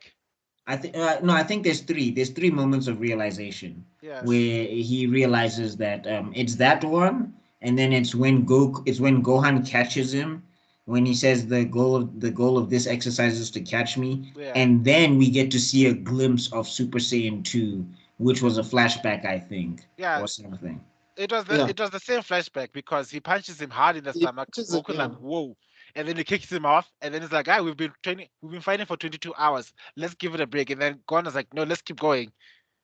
Yeah. And then he sees, oh wow. After that, he just said, I'm out. All right. While he's busy training, let's not forget what's happening out in the real world. And what's happening in the real world is a completed, utter Popo hitting the fan moment. Okay, hold on. We gotta do the lead up. So first off, Vegeta lands right in front of Cell. Super Vegeta. Let's not get it wrong. Yeah, and Cell is doing this thing where he's like, "You don't have any power." What? I love it in the Bridge way. It's like you go get somebody substantial, maybe Goku. Like Goku. Like, you press the Goku button. The Goku button was the cool. And I love that moment in the bridge where it's like, "Oh, can I get a minute?" And it's like, "Sure you can." Okay. Oh. Thank you. Combo. Ah, man, that was so great. But But yeah, we get to see Vegeta, and Vegeta is doing the thing where you're just like, yeah, this is like the problem with Saiyans is the more power they get, the more brain cells they lose. yeah, once Because this is not the first, it's the second time you see Vegeta has the advantage. There goes all tactical savvy. They're overconfident, and becomes their weakness. I mean, because he was monitoring Cell, like it was so dope to see him. Like it was so dope to see him. at some point, you almost kind of felt sorry for Cell. Yeah, because I mean, there's a whole episode called "Bow to the Prince," bro. Yeah. Yeah. And he is curb stomping Cell. I mean, it's like, you shouldn't have eaten all these people. If you really wanted power, you should have eaten a Saiyan. I love that moment when he's just like, allow me to introduce you to somebody as strong as me. This is my son, Trunks. Well, he's not as strong as me, but it would be difficult to tell the difference. And, So it's and like Trunks, if by some miracle you got past me, you would That never was the get moment past Trunks. where Trunks felt proud, because even when you look at his facial expression, you can tell that at that point, Trunks it's my is the dad talking embodiment about. of a Saiyan prince. He was sitting there. He was doing the look. I'm looking down at you, trope. Yes, And I like love that minute, and I love it when Vegeta like spits, because he's like, because hey, in Dragon Ball Z, in Z specifically, whenever somebody spits to the side, it just looks so badass. Because Yeah, it's so Piccolo well has a animated. moment where he does it, and Vegeta does it in the Namek Saga as well, and here, and I love it when he's like, face it, Cell, you gambled and lost, and I was like, yo, And then bars. there was, of course, that was the only other time we get to see the Gallic gun.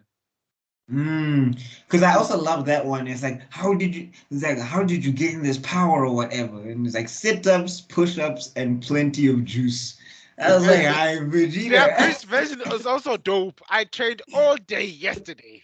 No, but I'm just saying, like, everybody talks about the abridged. I'm like, Funimation had But yeah, lines, and it's it not has even lines. just Vegeta. A lot Yeah. of characters had and lines. not Kai, not Kai, like No, No. Funimation, not yes. not Funimation Kai, but Somebody was in there just sourcing up the dialogue, You because, know? Buffett. yeah. And then of course we get to the part where it all goes wrong. And you know what? As much as I want to blame Vegeta, because I do want to blame Vegeta, we can't I give him think 100% of the fault. this is the Okay, moment before when we get there, ne? Before we Yeah. get there, Yeah. we also got to talk about how Trunks steps in. And this is when you know Trunks won't kill you if he can't kill you in one episode. Yes. But he tries. Boy, did he because try. because Vegeta is getting in the middle of it. Vegeta is also like Vegeta. I love that thing where Trunks in their bridge where it's like, what's this? I would have had 18 and no one would have been able to stop me. It's like, oh really? No, Vegeta. I would have destroyed you in an instant. No, No. go on. No. Quiet, boy. Like Trunks was the only one with some common sense. Cause good God. Trunks is the only Saiyan with common sense when he has enough power. Yeah. Yeah. but it's based on trauma. Yeah. Well, it has to work somewhere. Yeah. So Vegeta lets Cell power up, and this was the minute where everybody was like, "Why?" No, everybody. Everybody was why. Are you sub? But then again, I always ask myself, because even I was like, who's actually surprised? Because As a kid, you're just like, "But you have him. You no, have no, him." maybe But think about because the humiliation he got from Android 18 as well. yeah, He wanted to prove himself. yeah. So the fact that you could get that washing machine destroyed at the same time, I was the only. I think I felt like I was the only kid who knew, like, Cell defeated by Vegeta. Never in 100 years. That's the thing about Vegeta. anime. That's the thing about anime logic. Yeah. When the second steering Yeah. seems to be defeating the villain, you know something is wrong. And then, of course, well. let's all not forget that we were all low-key curious about how perfect Cell would look like.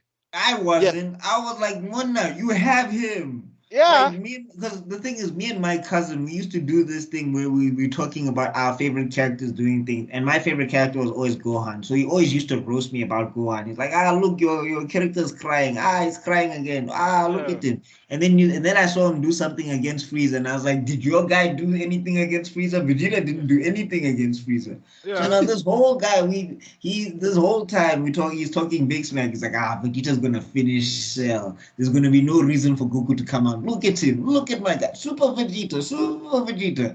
And then he starts letting Cell power up. And both of us just looked at the screen like, no. We were Trunks. We were like, no. And then the other person who's guilty of messing up is Krillin. Yes.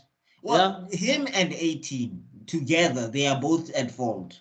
Yes. Because 18 was just looking at Tien dying slowly. No, they could have just flown underwater and ran. Like Krillin can hide his power level. Cell is getting beat up. Yeah, what did you do? Like, she didn't want to leave 16, and 16 was like, dude, he wants you. Save yourself. Go. But also, guys, just dead weight. Can I ask a question? Mm-hmm. Why didn't even if it was Yamcha, gather the Dragon Balls so that they can wish 18 to another planet? Well, that's one of those plot holes we'll always talk about. Oh, no. At that point, they didn't have Dragon Balls. Oh, yeah, because they didn't have Dende. Remember, Piccolo fused with Kami, so there was no Dragon Balls. So it's not a plot hole. Oh, okay. Yeah, there were no Dragon Balls. The one that's a plot hole is why didn't 18 run? Why didn't you run? Why didn't you go out? Like, I understand she wants to help 16, but there's no, 16 would have been fine.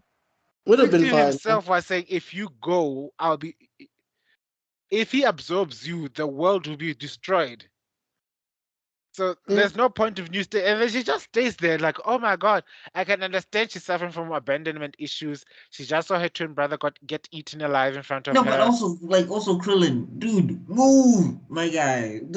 Take her, if you're not going to press the button, which everybody was just like, Munna, really? Just because she's fine, that's why you don't press the... Just because she kissed him. One time. But I guess also that showed you... Because remember, guys, at this point, I don't know, maybe I was too naive, I don't know. But it took me a while to actually realize that the androids were never evil, if that makes sense. No, yeah, I get that. Yeah. So when she kissed him at that time, I didn't even see it as well. But as I'm old, I'm like, no, but she was never really evil. She was just overpowered. So it makes sense for her to be kissing this guy. Yeah, I can understand all that. And then, of course, he forgets his duty and screws the world. And then... No, but my biggest thing was, why didn't you run? I remember as a kid, I was just screaming at the TV, Munna, why? This is the time to go. The timing sequence was that identical. It was literally Vegeta says go, Krillin smashes the machine, she sees that she smashed the machine, and then Piccolo's like, what's his name? Cell looks around and says, oh, look, the small one's there. Who is he looking at? No, but Munna, solar flare. You have energy. This is the time. Wait, guys, wait. Why are the Dragon Balls missing? Oh, I remember, Piccolo fused with Kami. Since there's no Guardian, there's no Dragon Balls. There you go. Oh, okay. Yeah. All right. Please continue. Then we have what I consider the most hilarious slap part of the fight. Trunks trying to stop Cell. Vegeta trying to stop Trunks. At the same time, everybody else is running around trying to escape. Then eventually, Cell, the one character you wouldn't expect to use the technique uses the technique, solar flare. Because and it works. Yeah, because like, dude, that thing is 100% kill rate. Yeah. Like, there's never been a time when the solar flare doesn't work. I also love that moment in a bridge where it's like, "What are you doing? What am I doing?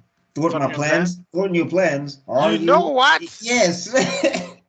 Yeah. You guys binged watch the bridge. Like, you remember every line. No, but I also remember the Funimation line where he's like, "You're too soft. You don't have what it takes to go against your father." Or whatever. And then, okay. And then what's this? And then Trunks just decides to blast him. Like, yeah. You know. And like, you could see Vegeta was genuinely proud. It's like, wow. Yeah, it's like, wow, I can't believe how strong my son is. That's my boy. Too bad he's playing the wrong side. Then in comes the most creepiest moment in the whole arc. Yeah, I feel like this is a moment where I need to put a clip, but knowing Toei animation, I can't. I wish I could, but yeah. The clip of him eating 18. The clip of 18 being sucked in by. Yeah. I've got it. I didn't send it to you before. It's like. Well, the thing is, I'm saying for the channel, if I do that. Oh yeah, she'll flag. Yeah, they're gonna flag it. Yeah, because Toei doesn't play. Those guys. Multiple reasons. I mean, imagine 14-year-old me watching this and I'm feeling disgusted in myself. Yeah, I felt the same way. I have to make it like that. That tail was nightmare fuel. That tail is nightmare fuel. I mean, when it took 17, when it was drinking people. When it took 17, it was a simple gulp. Like, okay, gulp. When it took 18, it seemed like it was stuck or something in reverse. It kept on doing this disgusting sucking motion, and to this day, it still creeps the heck out. Why? 18 was fighting that thing. You know? No, but I mean, also, I'm just saying that tail in general. Like the first time you meet him with Piccolo, and he drinks that guy that Piccolo's trying that guy was trying to give him Piccolo money to save him. Yes. Which I mean, also Piccolo, you could have stepped in. Why did you just watch that happen? It's Piccolo ain't going to give up his tactical advantage to save a person that is too weak to be of use, or is going to die anyway. Who can be wished by the Dragon Balls anyway? Okay, sharp. But I'm just saying, like, what's this? The first time you see it, and that guy just melts him to the floor, and I was just like, and when I got older, I thought about it. I was like, how did this get onto the air? Like, that is a gruesome way to go out. Yes, it's that, and that tail is disgusting. Let's put it at that. Blame Toriyama for watching too much Terminator 2 at the time. What does Terminator 2 have to do with a disgusting tail that can swallow people whole? Oh, no. I'm referring to the melting thing. Yeah, I guess so, yeah. Yeah. All right, so, so we get Perfect Cell, and then we get to see one of the most I told you so moments in Dragon Ball Z, where it was just like, this was painful. Oof. You realize that Vegeta stopped talking the minute Cell became Perfect Cell? Until he said that he doesn't want to fight anymore. Like, he barely says anything after that moment. No. He says this is going to be a decent warm-up. No, what I mean is, okay, yeah. I mean, he does say a few lines, but what I mean is he doesn't speak as much anymore. It's as if he's not even there sometimes. Oh, after the fight. No, thinking with Cell. Like also, I just wanted to point out that moment. You sent it on the group chat. I was just like, if Trunks is there punching and it's not doing anything, what are you doing, Krillin? What are you doing? Krillin, I think it's probably two things. Krillin, the one girl who just kissed him has been sucked by this guy, right? So I'm pissed off. And two, to the rest of the group, I need to look useful because I just destroyed the remote. You know? It's too late. And then he uses a destructor disc.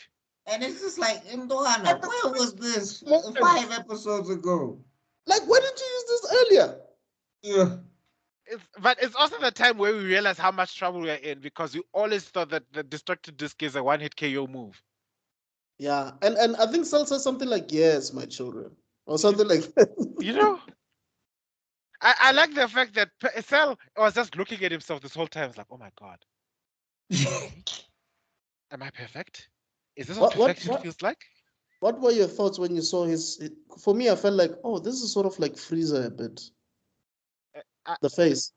It was sort of like Frieza, yes, but I always wanted to say there's line in Abridged that Goku says encapsulates Cell perfectly. It's like, why didn't you guys warn me that he'd be so handsome?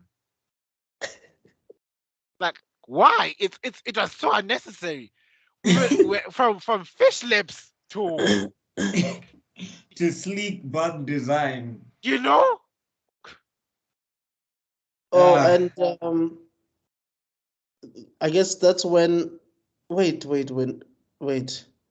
What happened after this? Because I'm trying to connect Goku and Gohan coming out of the chamber. Okay. No. So remember, we have to go into. At least Vegeta does one epic move, even though it has zero effect. Which Akira was trolling Vegeta. I'm gonna switch on the camera. I can't stay in the dark for this one. Hold on. Testing. We can't see you. Oh, yeah, there you go. There you go. Yeah. So we get the, and I love that because I love that whole thing where Krillin and Trunks are panicking, and Krillin is like, "Father, you're gonna destroy the whole planet. You have to stop this." And it's Krillin. It's Krillin who calls out Trunks. It's like, I know when someone is holding back Trunks. Yeah. And Trunks goes into the whole pride of the father thing. Yeah, and you think about it, you're like, yo, this is the most ridiculous. Like, this only makes sense because they're aliens from another planet that were battle hungry. It's just like... And I think it's the one time we see Trunks trying to relate to his dad, because before that, Trunks is like, one episode, man, if I can solve the problem now, I'm going to solve it.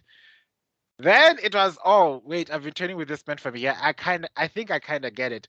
But then he realizes very quickly, no, all of these guys are stupid. You just made me realize something.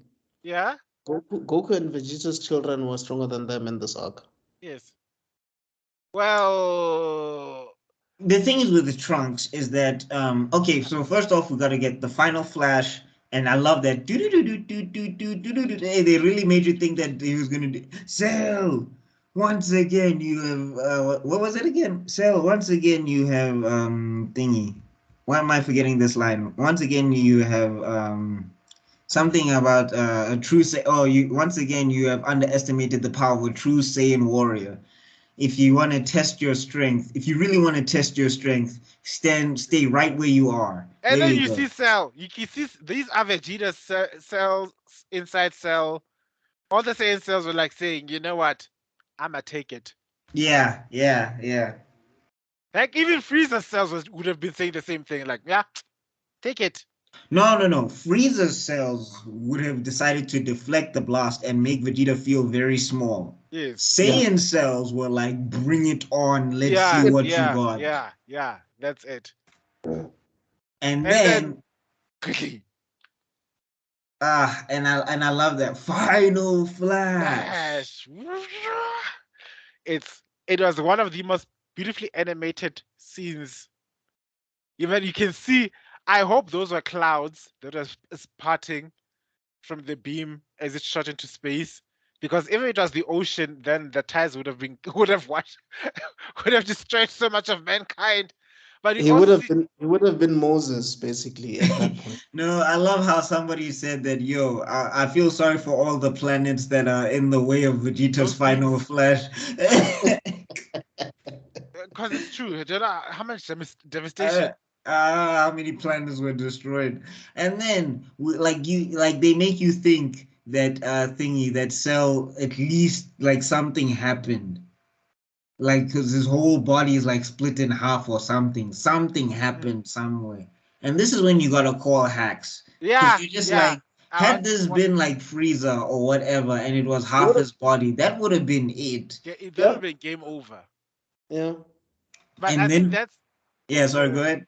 I think that's where, of the two regenerative villains between Boo and Cell, at least there is a way of explaining it that makes sense because like Dr. Jojo obviously saw Piccolo regenerate, and there is no way a mad scientist would let that regenerative ability go to waste. I was like, I want that too.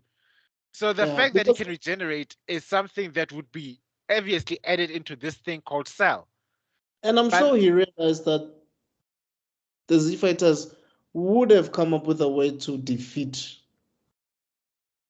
Cell. Yeah. So him using the regenerative gene to his advantage. Yeah, was a brilliant idea. That explains it. But then when it comes to Boo, it's so overplayed. It's done to such a ridiculous extent that you even think the fact that he lost in the end doesn't really add up because Boo can recover from anything. Why would we be scared from a gigantic spirit bomb? But we'll get to that. I mean, yeah. The same about Cell sometimes, but I do get what you mean. Because if you think about it, Cell. Okay, we'll get there. But remind me that the thing you must also understand with regards to Cell and with regards to Piccolo is that their regenerative abilities have a limit. Yeah, there is a point where if they don't have the energy for it, because Piccolo even said that in the Saiyan Saga when he grew his arm back, he was like, it takes a lot of energy for me to do that. Yeah. So, and then also, sorry. Anyway, go ahead. What I meant was, you remember Cell self-destructed, right? Yeah. And he still managed to come back. Yeah, because but that's because okay, we'll get there. Okay. It's once again they kind of explain it like it's like the way the bomb is designed. Yeah, it's designed to make sure that we'll get to it. The very cell itself survives the explosion. Okay.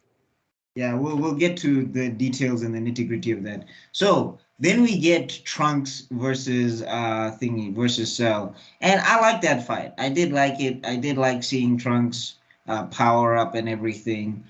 No. It's just also that's when you know if he can't kill you in one episode, it doesn't. Yeah. But I did like what's this? I did like how Trunks was fighting and everything. How he was doing some Vegeta moves. I like the fact that Trunks. It was Vegeta, Krillin, and Trunks. Yes, Yes. Okay. So now, and 16. Yes, and 16. Well, 16 was out of commission. Yeah. I also like Krillin's little moment with Vegeta when Vegeta gets the Super Saiyan knocked out of him. Because, hey, that's bad. That was. You know, remember a few episodes ago we were kind of feeling bad for Cell. Yeah. Oh, you immediately felt bad for Vegeta. Oof. That kick to the heavens and then swing, boo. I was like, I mean, I hate Vegeta, but even I do feel like, oh my God. Goku's two best friends were basically just sitting there. Hey, yeah, and then you can see Piccolo and Tien are like, watching from the lookout, like, No, but I love when Piccolo had that moment where he's like, the only people who can save the planet now is you, Goku. I hope you're training hard, because he didn't have any faith in anyone down there. Zero faith. Am I the only one who was disappointed that Piccolo and Tien didn't go into the Hyperbolic Time Chamber? No, Piccolo did go. Piccolo does. But Tien was just like, it won't make a difference. Yeah, because Piccolo does go into the Hyperbolic. He does. Yeah, he does. Himself, no? Oh. Yeah. But then he himself admits that it was a failure. Oh, yeah. But I feel like Tien should have went. Even if it didn't make a difference. You never know future threats. Tien, come on. But anyway. Yeah, at that point, that's where you see the humans give up. The humans he was like, I slowed down the second form Cell. Yeah, this chick didn't listen to me. Is what it is. It is what it is. And we get to the Trunks. My big issue with the Trunks and Cell fight was that there was especially in Dragon Ball Z, not Kai they removed it, but in Z, there was one episode where they're literally powering up for the whole episode. Well, I mean, to be fair, that's Dragon Ball Z, man. With a whole lot of flashbacks. I turned into a bug. It was like a mid-season recap. A lot of anime does that though, like especially long form. Like Naruto did that. Naruto did that. One Piece does that a lot. Bleach. And Bleach does that. Yeah. So that was my one thumbs down for that fight. But otherwise, it was it was also well done, and it was also well foreshadowed. If you actually pay attention to the animation sequence, that Trunks did get stronger, but he did not get faster because usually there's I don't know if you remember it as well as I do because I had the tape and I was watching this over and over again. There's a part where Trunks knocks back Cell, and then he speeds up behind him, but you can actually see him speeding behind him, going up and then kicking him down. You don't see the teleportation animation because and you can see that Cell can see that entire motion from that moment, and it's a nice little foreshadowing for people who are like hyper obsessive and can see that, oh wait, Cell can actually see this man. He's playing along to get hit. Right. But then we see that my guy, you've taken steroids for nothing. Yeah, it's like even I can bulk up my muscles or whatever. Yeah. Which is actually interesting, and it comes into something that'll come into play a little bit later. But then after that, was this Trunks immediately accepts defeat? Because Trunks is also another person. When he's beaten, he knows. He's not like Vegeta, where Vegeta is stubborn to the end. Planet. But what I'm trying to figure out is why didn't they? Okay, I think I already have an answer, but I'll ask it anyway. Why didn't they test that level of power in the Hyperbolic Time Chamber? Which one? Well, the thing is, what the problem is, and one of the reasons why Vegeta was not as strong as Goku is because Vegeta didn't utilize his training partner. Yeah. Like, if Trunks was in there and they had trained together, they would have been way more effective. Because what Goku does is that he figures out how to get to that form that Trunks is using. Right. But then he's just like, it's too much. All these muscles look impressive, but they're useless if I can't touch my enemy. Right. Looking at you, Baki the Gafla. Yijiro Hanma. Looking at you. But moving on. We should do some Baki episodes. Yeah, because I want to say something very controversial, and people are gonna hate me for it, but I'll say it nonetheless at that time. Yeah. Stay tuned, folks. Anyway, so I wanted to let's get on to the fun part. They basically go back. Trunks explains why he lost. Vegeta's getting a heart attack, and the world is screwed. Hey, and Vegeta was so spicy for no reason. It was like, bro, you have no room to talk right now. You know? And then out comes Gohan and Goku. Unexpected. Yeah? Wait. So basically, Cell says, guys, I'm gonna give you guys some time to cool off and train or whatever you have to do. Yeah. I'm gonna create the Cell games and all of that. Does he announce the Cell game before or after Gohan and Goku come out? No, it's after. It's after because he says it to Trunks first, and then he starts going to news stations and he tells everybody to watch the news. Yes. And then he mentioned, and then they come out and then they talk about the tournament and everything. Oh yeah. By the time Goku goes to go check him out, the stage is already built. Yeah. And then also the army, which is, don't you guys learn? Like, Nappa finished you guys the first time. Why are you sending out the army against? Why are you going as far back as Nappa? King Piccolo clapped all your cheeks. You should know how useless you are right now. I was just like, why did you guys go out there? So wait, what did Cell tell Trunks exactly? No, so Cell tells Trunks that what's this? Is because Cell was curious. He's like, how did you get so strong? Because last time I saw you, you weren't capable of this or something like that or whatever. Yeah. And then Trunks is like, no, they're doing some special training and Goku's going to come out in a day and he's going to destroy you, no contest. Yeah, and then Cell is like, no contest. Okay. I bet. All right. And then he makes the Cell games and everything and all of that stuff. And then we get some of the best filler arcs where I'm like, Dragon Ball Z benefited so much from filler. I feel like just make all that stuff canon. I know it goes against Akira Toriyama's wishes for the series, which I don't understand because I'm just like, it makes it a better series and it gets you more money because Right. like people love I'm saying like people love that stuff. Like when Goku is so relaxed and everybody's confused No, why okay. he's so relaxed. Before we get to those filler arcs, I want to get to two very important scenes, right? Number one, we get to the point where Goku and Gohan come out early, and everyone's like, it's impossible. They kind of come out this soon. Mm.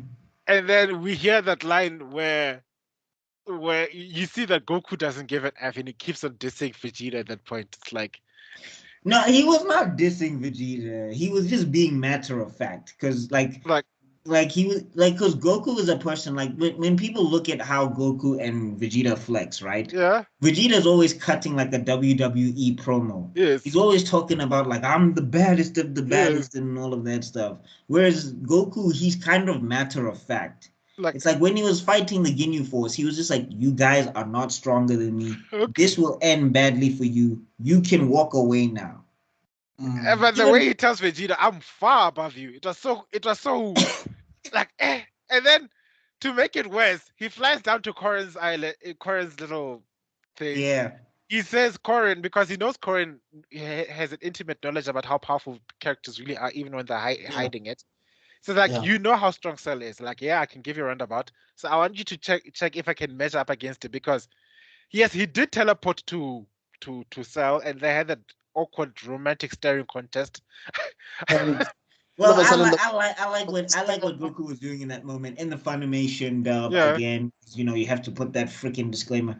But like, I like how Goku was like, "I'm gonna be your first opponent. Don't mess with anybody else. I'm gonna fight you. So just stand here, and I'll see you." Yeah. Yeah, but the weather was changing and everybody was the clouds.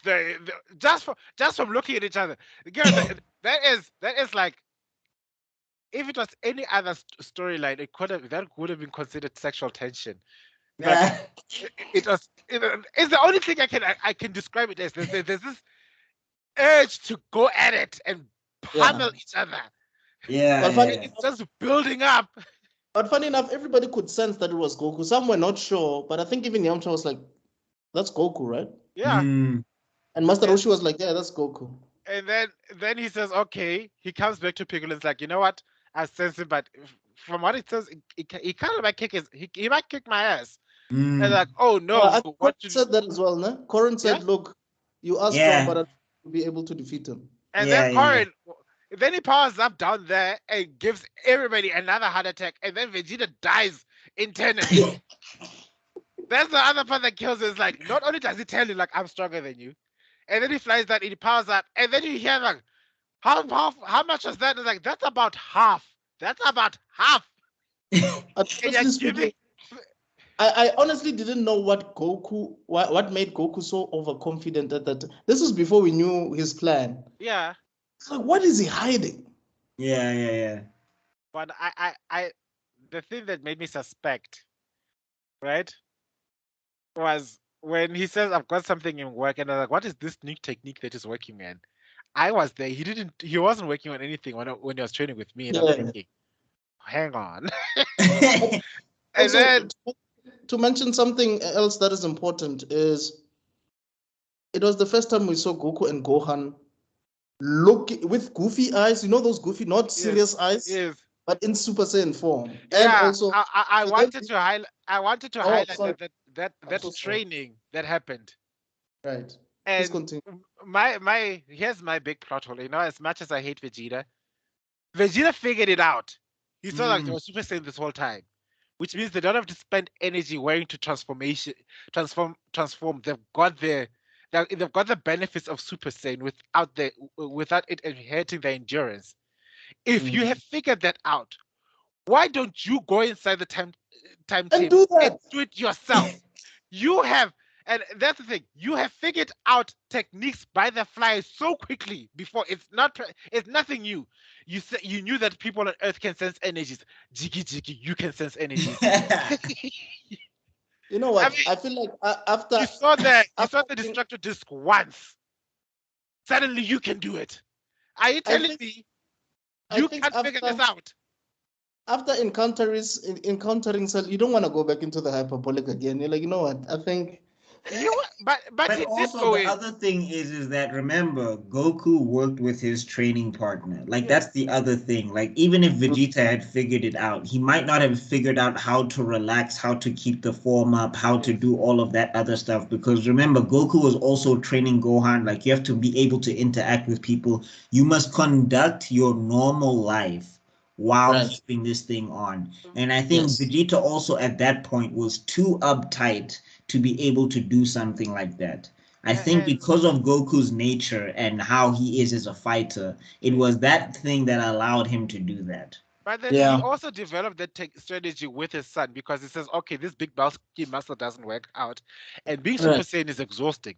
Why don't you just try for training next time? Let's just stay Super Saiyan for an entire day. And that's how it started. Yeah, so I'm saying like Vegeta, he's smart, but like the thing is that pride was getting in the way so much that it couldn't help him progress to the next level. And you still love him so much. Yes. Oh, Vegeta, he's the greatest. Oh, I love him so much. Oh, Vegeta is the GOAT. Oh. Okay, I wouldn't say he's the GOAT, but but dog, he has some of the most. He has some of the best speeches, man. Come on. He's a great character. Look, for me, he could have also been the other Batman of the group if his pride didn't get in his way. That's what I think. Yeah. And also, I'm just saying he's got the best speeches in Dragon Ball. Like he's just it's just a lot of the iconic lines. Yeah, it's this is where you see how much their fan base has influenced the characterization because how many awesome lines have they given to Vegeta because everybody likes him so much.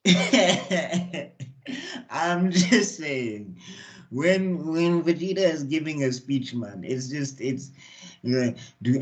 tell me, do androids feel fear? Yeah, so many catchphrases. Yes, I know, we love him. But also, I wanted just a side note. Okay, Tebello. Technically, it would make sense why Goten. It's a side note. It would make sense why Goten was a Super Saiyan. From birth, basically. From birth, it's because clearly Goku and Chichi did it while he was in Super Saiyan mode. I would rather say because he's been a Super Saiyan for so long at that point, that it's just something that was embedded in his DNA. Because it awakened a biological change in both him and Vegeta, and because they had been that way for so long, that their new genetic material allowed for that to happen. Also, oh, sorry, go ahead. I say, I mean, even at that point, Goku and Gohan could fall asleep in Super Saiyan. It was that innate. So yeah. And also, like, people must remember, I know Dragon Ball fans hate that, but, like, the reason why it's not such bad writing is because Trunks and Goten didn't get the benefits of, like, Super Saiyan. Basically, they had to use it as crutches to be able to do things that Vegeta and Goku could do to keep up. It's not like when you get to Dragon Ball Super and people just understand the forms immediately. No, but it's also... backs. But it's also not unprecedented. Think about it. I mean, Goku learned the Kamehameha after seeing it once. It took Master Roshi 50 years. It took Goku so many years to reach Super Saiyan, but his kids did it like... I was going to say that. Yeah. Yes. Yeah. Anyway, so we're at the Cell games. No, I want to go through the filler arcs first. Yes, sorry, we have to go through the filler arc. I want to go through the filler arc. So I love this filler arc. I love the fact that Goku got his license. That was hilarious. He didn't. No, in the filler arc, he gets his license. He failed. He like eventually Chichi does the thing where she convinces them to give Goku another chance. She goes 5 times and he finally gets the license. Because when Cell wiped out the army, Goku was driving. Yes, yeah, yeah. Oh, yeah. but So oh yes, but Piccolo failed. no, I think Piccolo quit afterwards because he was just like, I'm not dealing with Chichi anymore. Anyway, so thingy, yeah, I like that. I like that Goku is taking the family driving, and like it's such a cool story moment for Goku. If you don't know it's filler or whatever, it's such a cool story moment because Yeah. Goku is just like everybody needs to relax. Like Yeah. these 11 days Eh, are so important And to be everybody's with your having a mini family. heart attack. Everybody's freaking out. And like Goku has this line where he's talking to Krillin, and Krillin is just like, I feel so guilty sitting here. And it's just like, yeah, Krillin, there's a lot of uncertainty in the future, but the important thing right now is everybody being together. And it's just Yeah. like, this is the guy. Like, I know what Akira wanted, but this is a much better character. I'm sorry. And we also like the way he once again warned Vegeta, like, I'm not going back in there. The hyperbolic chamber just takes way too much out of me. There comes a point where the benefit you're getting from training in there doesn't add up. You're just torturing yourself. But I think also, just to add on what you said, I think in the previous episode, Tebello, that we need to bear in mind that Goku had a near-death experience with the heart thing. So I think his perspective from waking up and getting better had changed completely. Him saying everybody must relax is based on him having a near-death experience. Like, I can I could be relate. wrong, but it's like he's just enjoying life, Yeah, but spending time with his son, with his at the wife. same time, we realized that he saw the solution. It was right in front of him this entire time. But I'm Right. saying also he like prioritizes that like people must be calm. Like people Yeah. must like there's this one part in the filler that was so hilarious when Chi is like, Go Gohan, you have to study. Like it's so innocent and like I it's so feel good. Like Gohan you have to, and like Gohan is like, oh, anything about that, anything but that. And then Goku's like, I think you should listen to your mother, son. You should study. And everybody's like, what? What? I love Chichi. Are you sick? Have they finally knocked a few screws loose? And I think that's when Piccolo says, this guy's the most powerful man in the planet, but he's afraid of his wife. Yeah. And also there's a line that I want to say when Goku sees Piccolo wearing like just normal ordinary clothes and it's like, oh, Piccolo, you look cool, whatever. And it's like, where did you get those clothes? And it's like, your wife gave them to me. No, but There's a I'm whole just meme saying, about like that. this characterization is just peak. It's just better. It's just there's nothing you can show me in Super that would top that. No offense to the purists and everything, but this version of Goku is still my favorite version of Goku. And it's the one I grew up with. Yeah, it's the first taste of this character I experienced. That is true. I wasn't given an alternative growing up, but it's the one thing that made me resonate because we saw a hero in Goku, and we saw some, and we saw somebody who was willing to do the right thing, even though he loves to fight. Yes, and nobody left the Dragon Ball. Like, I hate this misconception. No one left Dragon Ball Z Funimation thinking that Goku doesn't like to fight. Nobody. Like, the Saiyan poison that Akira's talking about, we see it. Everybody panicked. Everybody panicked when he was letting Frieza power up to 100%. We were all with King Kai. We were all like, what are you doing, Goku? And we see it again in this arc with the fight against Cell. No, I mean even like before that, you see it with like was this even like was you see it? No. Let me say what after I guess, but you see. Oh yeah, yes, and then also the Yardrat thing. If you want to talk about it, like we see the fact that there is this thing in Saiyans where they're not maternal by nature. Like in Goku's mind, like I understand what Tebello is saying, and I'm giving Goku a pass because I want to. But like fundamentally, as a parent, you're not supposed to do that. Sure. Yes. But as a Saiyan parent, if you look at Saiyan parents, like in terms of Saiyan parents, Goku is top Goku is the best tier. Saiyan parent. Like it's not even a contest. Yeah, I've said that before. We did come to that agreement. I remember Yes, that. like because I'm saying in his mind on Yard Right, he's like, everybody's fine on Earth. I can take some time out. It's fine. Yeah. But in there, everybody's like, yo, my husband blew up, and all of that. To be specific, is the best full-blooded Saiyan parent. Let's put it Yes. like. Yeah. Yeah. So I'm saying that no one left Dragon Ball Z Funimation with these misconceptions that everybody's saying we have about Goku. We're literally saying instead of him being a one-dimensional character, he's a two-dimensional character. There's two dimensions to him. I don't know any good one-dimensional characters. I just don't. Anyway. Frieza is not one-dimensional in a sense because remember, he starts off calm and collected and in control, and then you see him when he starts spiraling out of control and becomes desperate and he starts begging. So we get to see that he's this cold, ruthless emperor, and then he's a spineless coward when he doesn't have his way. Yeah. Right. The same can be said for Cell. Yeah. Because... Well, Cell, in a sense, he didn't beg. He wasn't a beggar. But he was a person where he was like, if I'm losing he was a sore loser. Yeah. But he was never going to do the thing that Frieza did where Frieza begged Goku for energy. But he begged Frieza for eating. He begged Vegeta though. No, I mean, he manipulated Vegeta. It wasn't begging. He was like, you want to test your power for real? Let me absorb Android 18 and let's see if Super Vegeta is what you say it is. Okay, fine then. It's kind of like begging, but I get what you mean. Yeah. He was using that's the moment where he was using the Saiyan genes against him. He was negotiating. Yeah. Frieza wasn't a negotiator. Yeah, no, if he didn't get his way, he would throw his toys. So what's this? Anyway, so getting back to it,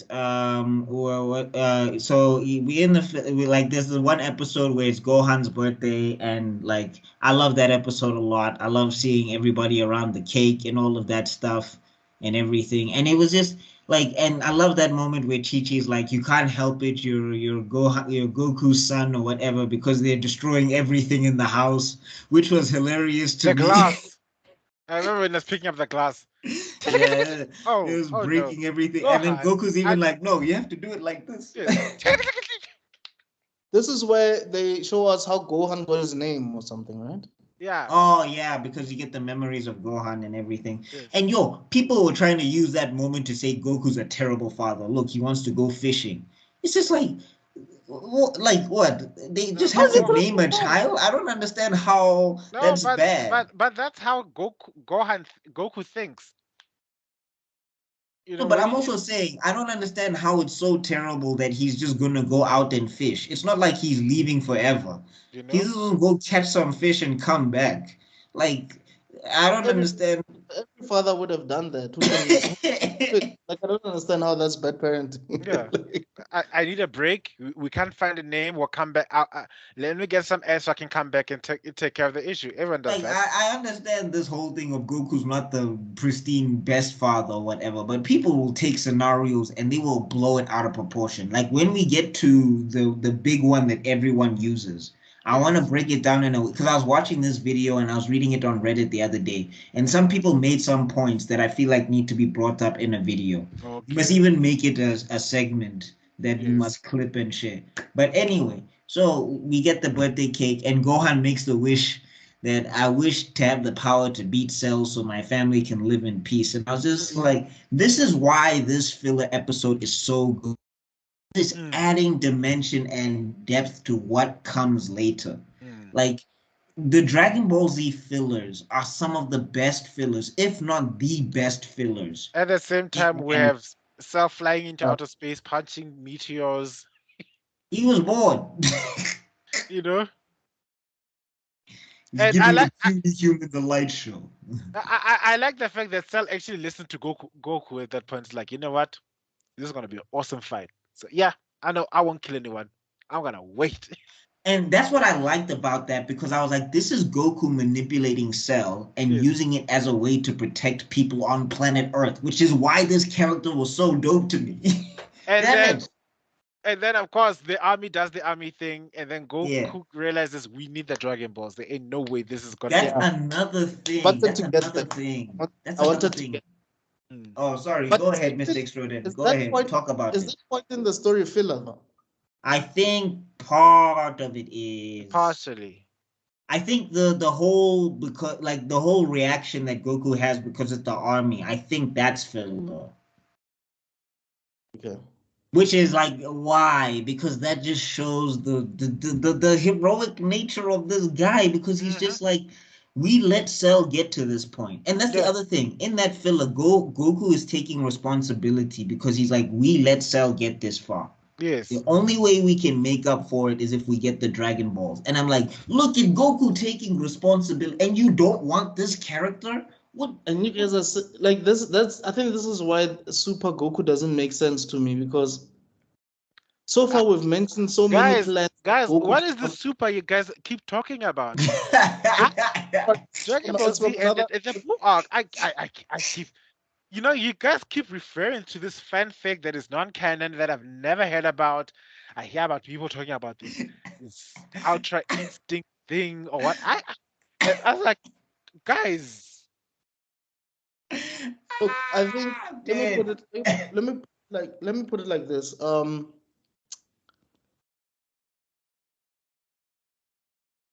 the ideas that Goku came up with in this arc after he woke up have progressed the story. Facts. So we're still talking about it, but for me, he's the standard. Okay, I know Gohan is gonna overpower him, but for me, he's the standard character at this point. It's the thing I was failing to communicate the last time is like it's the one episode where it doesn't fall on that formula of Goku comes back and saves the day. Yeah. So he comes back, the world's screwed. He has a plan to make it better, so let's go train people and do that.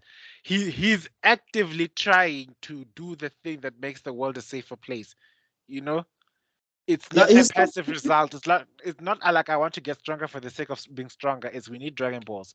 Oh, okay. He's like, he's like a Dumbledore / Gandalfian character in this case.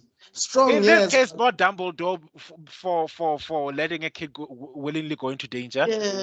Yeah. Well, the other thing is that we have to remember, because also, like, it was the one thing with the Chichi where she's like, Gohan is not joining this tournament and we need him. And he's like, he has to hit the books. And it's just like, Chichi, if the planet is destroyed, what's the point of studying? What grade is he gonna get if there's no atmosphere? No, I think, guys, remember we've mentioned Chichi a few times. We have mentioned that she's usually one of the smartest people ever. We've mentioned that no matter what happens, she's like, okay, as long as you guys make it back for dinner. I think she knew that Gohan was gonna make it. No. She specifically said, whatever you do, don't let my son fight in the tournament. It's the reason why when Goku said Gohan's name, she left at the television like, what the hell? and Goku promised. Oh no, he didn't promise. He didn't say anything. No, he just because remember the other thing is he went around telling everybody, I can't beat Cell. Yeah. Chichi was there. Yes. And he's like, I can't beat Cell. Yes. So I'm just saying, Chichi, I understand. You're a mom. It's your baby. I get it. I 100% understand. All I'm saying is you are weighing your feelings versus the entire planet. If this doesn't work, it doesn't matter. It doesn't matter who lives or dies. Like, this is why I'm saying Gohan being a scholar. It's fine. It's great. Go study. But jump in the hyperbolic time chamber just a weekend. Yeah. Just do some push-ups. Can we pay attention to the fact that Goku didn't wait to ask for permission from Chichi? From Chichi with regards to that. He's like, okay, I'm better. We need to go save the world. He goes to Gohan in the ship, in the hyperbolic time chamber. Is like, hi, Bulma, I need my son now. Let's go, Kato. Ching, Vegeta, let's go to the go to Kami's lookout. No, that's why I think go ahead. they genuinely had different parenting styles. Goku and Chichi had different parenting styles. No, and I'm saying like neither one is better here or there. I'm just saying in terms of what the scenario is, there's no time for this. He needs to be a scholar. Like there's no time for like it's the planet. Like there's no. It doesn't matter. There comes a point where the fate of the world outweighs your own ambitions, and this is one of them. Now I wanted to. Okay, can we get to the Cell games, because I want to get to the Cell games. Yes. Well, we're in the Cell games. At the 4th hour. Okay, please go ahead. Yes. Yeah. We in the Cell games now. Okay. So first off, there's Mr. Hercule, which that was just fun. I that was so fun. Which it makes him one of the strongest humans on planet Earth. To survive. He survived. To survive that. But also, I always when I saw Hercule the first time, I felt like if these animated characters were actors, Nappa just came back, wore contact lenses and a wig, and then because he looks like Nappa. Even sounds like Nappa. Yeah. And it has the big puffy afro, and that's a wig. Yeah, no, I just that was a funny intro. I love all of that. And then we get Goku versus Cell. And that was, I think, like it would be in my top 5 fights of Dragon Ball. Okay, I know I'm gonna shock some of y'all, but for me, in the terms of the animation sequence and everything, it's number 1. Mine too. I can see that. Because the build. It's the build up, it's the release, but the pacing, the animators at that point had finally gotten into the stride, and you see that stride element coming through that episode, especially when everybody thinks that Goku lost his advantage because he knows all Cell's techniques, but now Cell decided to be faster. That episode. That is a big episode. There's a guy on YouTube. There's actually 2. Obviously, there's Totally Not Mark. Yeah. But there's this other guy as well who go into detail about which animation director directed which episodes and their approach and the character designs.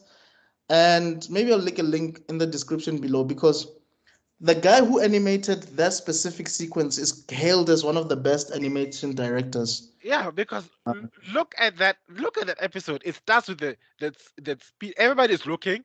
Vegeta's having a mini stroke.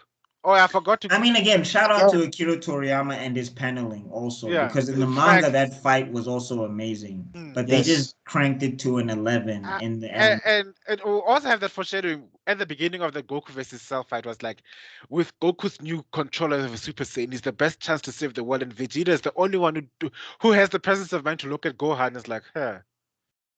And I think we sort of kind of knew that, like the way Dragon Ball Z had trained us viewers is whoever fights first will lose. So Goku fighting first gave us the mindset that he might not win this time. No, but we also had the sense that it's like a continuation from all the other fights. But still, so Goku comes at the 11th hour. I mean, so he's usually the last one to step up. So the fact that he steps up first at the Cell game, and he's like, your first opponent will be me. It's kind of like, what's happening here? It was different. There was something that we're not used to. It was facts about it. And that I was back to that episode with the whole teleporting. I mean, the part where Goku finally speeds up, kicks Cell to the high heavens, teleports up, behind him, punch, gone. And then everybody's like, where's Cell? Cell is behind Goku. And then we have that awesome sequence of the teleportation of everybody just teleporting behind everyone. Yeah. And also, I like the part. One of my moments. Oh, sorry. Go ahead, Mr. Extraordinary. Oh, I'm so sorry. No, please go ahead. You've been giving me so many chances. I'll speak of. One of my favorite moments is when Cell throws the Kamehameha at close range, and everybody knows like, oh, it's gonna blow up the planet, and then Goku flies up, and then instant transmissions out of the way. You know? And then Cell is even like, I knew you were gonna do something heroic.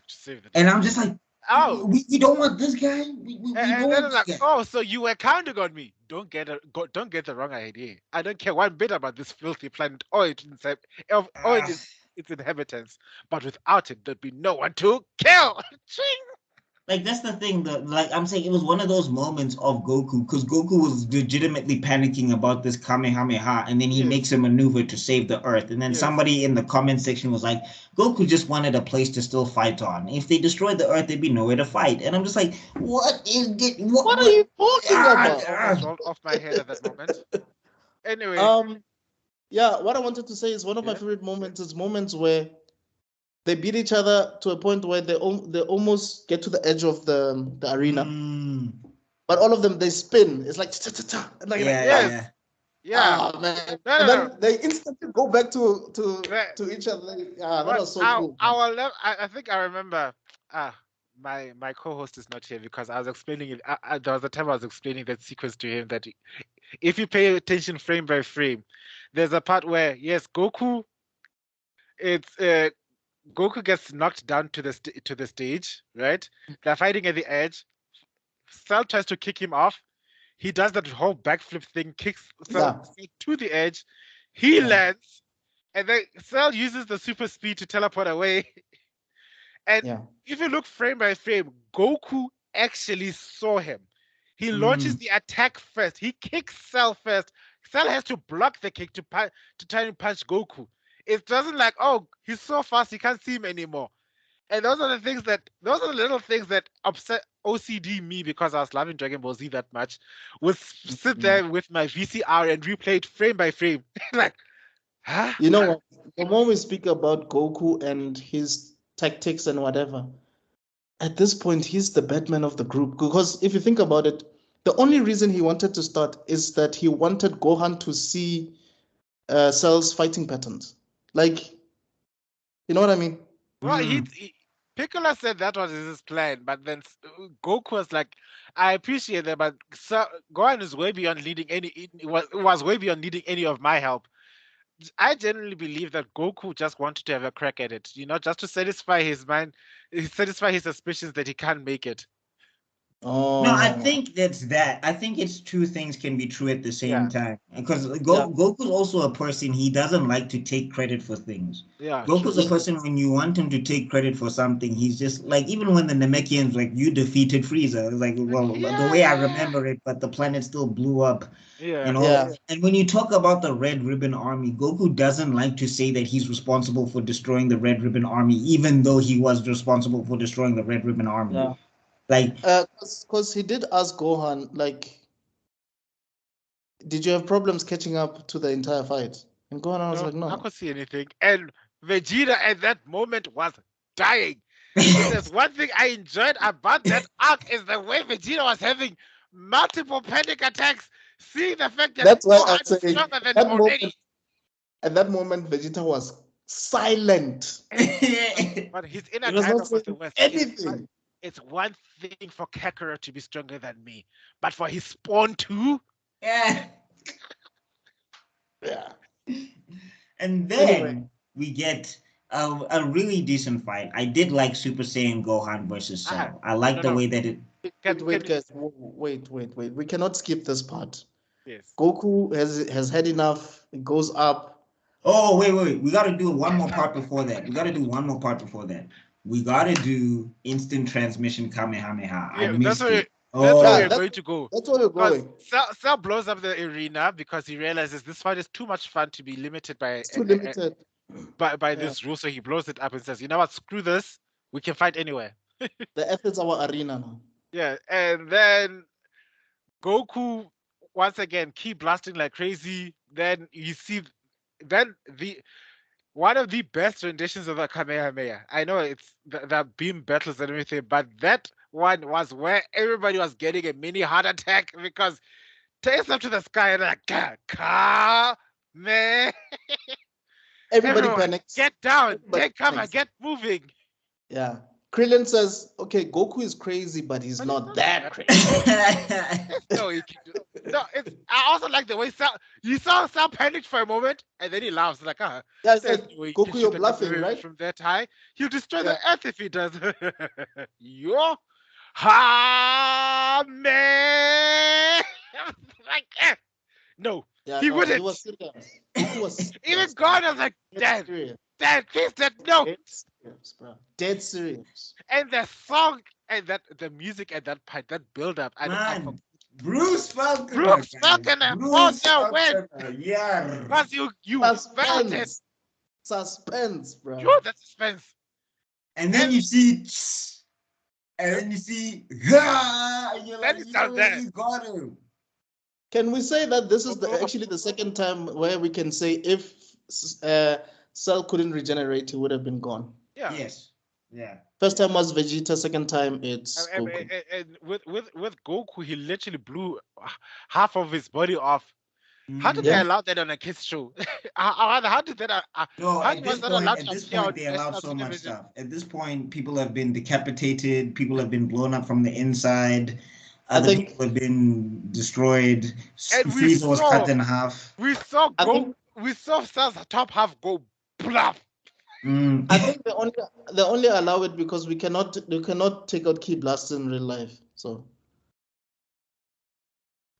true. Yeah. True. Anyway. And okay, so right, we got that awesome moment out the way, and then Goku gives up, and everybody's shocked. No, we can't talk about Goku gives up just like that. We see Cell regenerate, and the way Cell glows is like, I know what you did. You pushed most of your energy into that last attack, and now, but now that's failed, and I'm still standing, which means this fight is over. And then Goku's like, "That's not true." Oh yeah. And then that fight, that beat down was so sad, but it was also so epic. The way they kept fighting, and once again the music.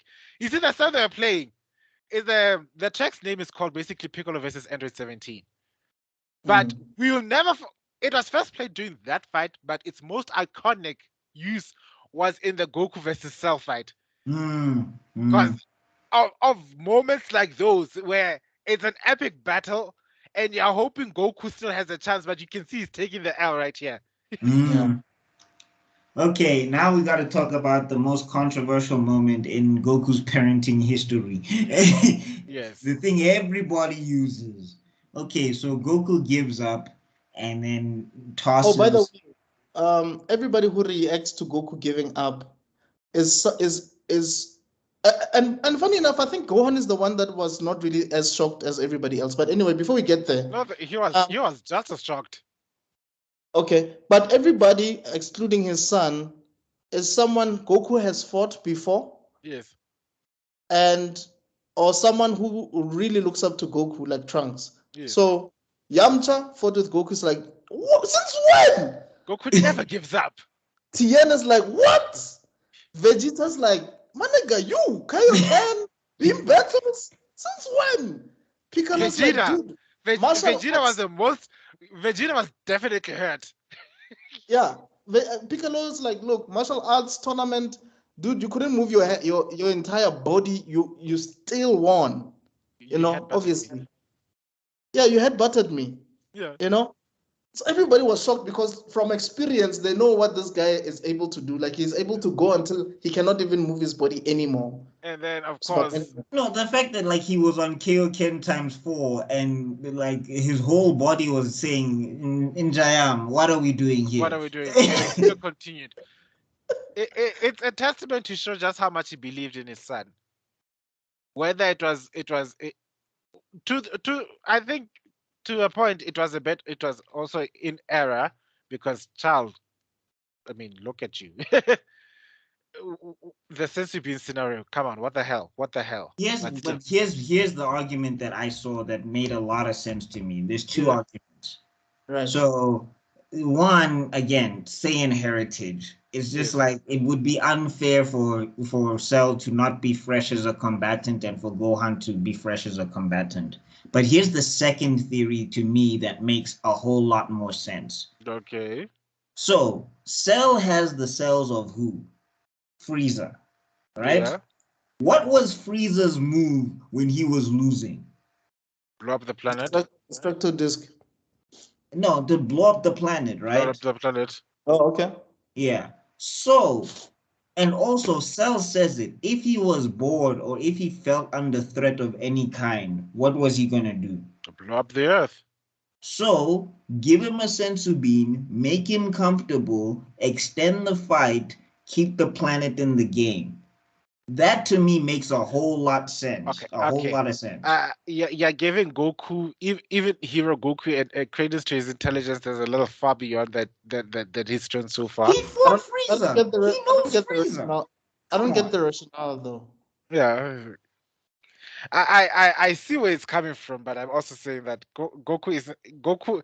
Our morality Goku is smart, but he's not that smart.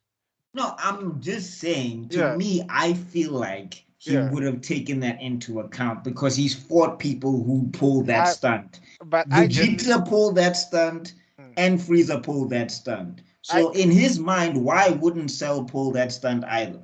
Because Cell believe. What are you saying? Are you saying that Goku should have taken the sensu bean? No, I'm saying that Goku gave Cell the sensu bean in order to make him feel more comfortable so he wouldn't resort to blowing up the planet. Okay, can I give you my perspective? Yeah. I think that Goku gave Cell the sensu bean so that Gohan defeats Cell on equal footing. Yeah, not because if Gohan had defeated Cell at that point, it would have been but your dad did most of the heavy lifting. You know what I mean? So it's like, no, I want it to be at 100% so that when my son kicks your ass, we also. But that's what I'm also saying is that if it was at a point where Cell was outclassed and he was outclassed by Super Saiyan Gohan, how likely is it for him to try and blow up the planet? It's the same.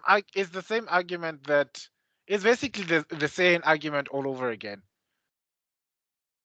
You know. Yeah, I guess so. Yeah, I'm just saying, personally for me, I feel like that's also a power play move to keep people in the game because Cell tries multiple times to blow up the planet in that fight. And then we get, from as much as I loved the Goku versus Cell fight, the Gohan versus Cell fight for me was, how do I put it? It had a lot of weight. It had a lot of weight to it. It had a lot of emotional weight. It did. I think the best parts, the actual combat fighting themselves, throwing hands at each other, it wasn't the best. Yeah. Because Gohan was clearly okay, we gotta just so let's do a little bit of build up. We'll rush through it quick. So we get the Gohan tries to negotiate with Cell, which was we've got the Gohan powers up fight, and everybody gets a heart attack. It's like, oh my god, even King Kai. It's like, that's Gohan. Yeah. I love that. He may actually be stronger than Goku. Yeah, I love that. Piccolo is actually disappointed, is pissed off because he feels like his child is gonna get battered out there. And then he basically makes Goku realize that, dude, in as much as you think that your son is gonna be able to, he won't defeat this guy, right? And eventually it starts dawning on Goku, like slowly. Goku starts realizing, oh flip, Piccolo's right. Yeah, because Gohan pleads to Cell, tries to say, listen, because he's a pacifist. I'm gonna appeal to your humanity one last time, guys, because you know what? And then he explains why in detail. I can see what my father's trying to do. He's trying to. Dude, the whole episode. He's trying to make. Sorry. So I'm so sorry. Goku is basically trying to be the Hulk's father. Like, yes, get angry, let it out. Yes. And Gohan is like, please don't let me do this. And it's heartfelt, as heartfelt as a 13-year-old child would do, because it's not, it was generally not coming from I'm gloating, I'm so powerful, that it's just someone saying, listen, I think I know what the plan is. I don't want to be used as a pawn, but I just want to see, maybe there's a part of you that I can relate to, because deep down inside there's a part of Gohan inside Cell anyway. So Maybe there's some way we can No, see. I don't think that Jiro included anything from Gohan because Cell doesn't get any rage boosts when he gets powered up. Cell doesn't know how Gohan fights also. Yeah. I think part of the reason why Cell was confused is because he didn't have any of Gohan's techniques. Oh, He doesn't use the Masenkoha. I think also Goku was saying that the only person who Cell doesn't know at all amongst the Z fighters is Gohan. Yeah, the world's strongest bookworm. Yeah. So then after that, Cell does everything he can to make Gohan get upset. Piccolo launches his speech at Goku, which also I'm just like, my man, you have very little room to talk here. Like, do you remember how you trained him? And then 16 decides, my guy, bear hug time. Oh I'm gonna self-destruct. Yeah, but then they took that out. And this is the moment where I hated Bulma for the first time. Because to her, she just says it so casually. Oh yeah, I deactivated the thing. And no, I removed it. And he told Krillin, and Krillin was the one screaming, they removed it! Why tell him then? Why not tell him before the fight? Like, why not tell him after they made the upgrades? Like, okay, we fixed you, we did this, we saw a gigantic bomb inside you. So we made an executive decision to remove this bomb. Okay. And then like 16 could have been like, put that thing back in me. We may need it. But also, if that thing was in there, would Cell have been dead? No. Not likely. No. Perfect Cell. Yeah. Then we get to. Then he finally has the most dumbest. Or the most no, we have to remember also. Thingy. The Cell Juniors. Oh no, is that after? No, it's after he blows up. Oh, right. And then he has the most brilliant, yet cruelest idea of making the Cell Juniors and making them attack because he realizes, oh, okay, you won't be triggered if you're fighting for your own sake, but if you realize the people you care about are suffering and dying.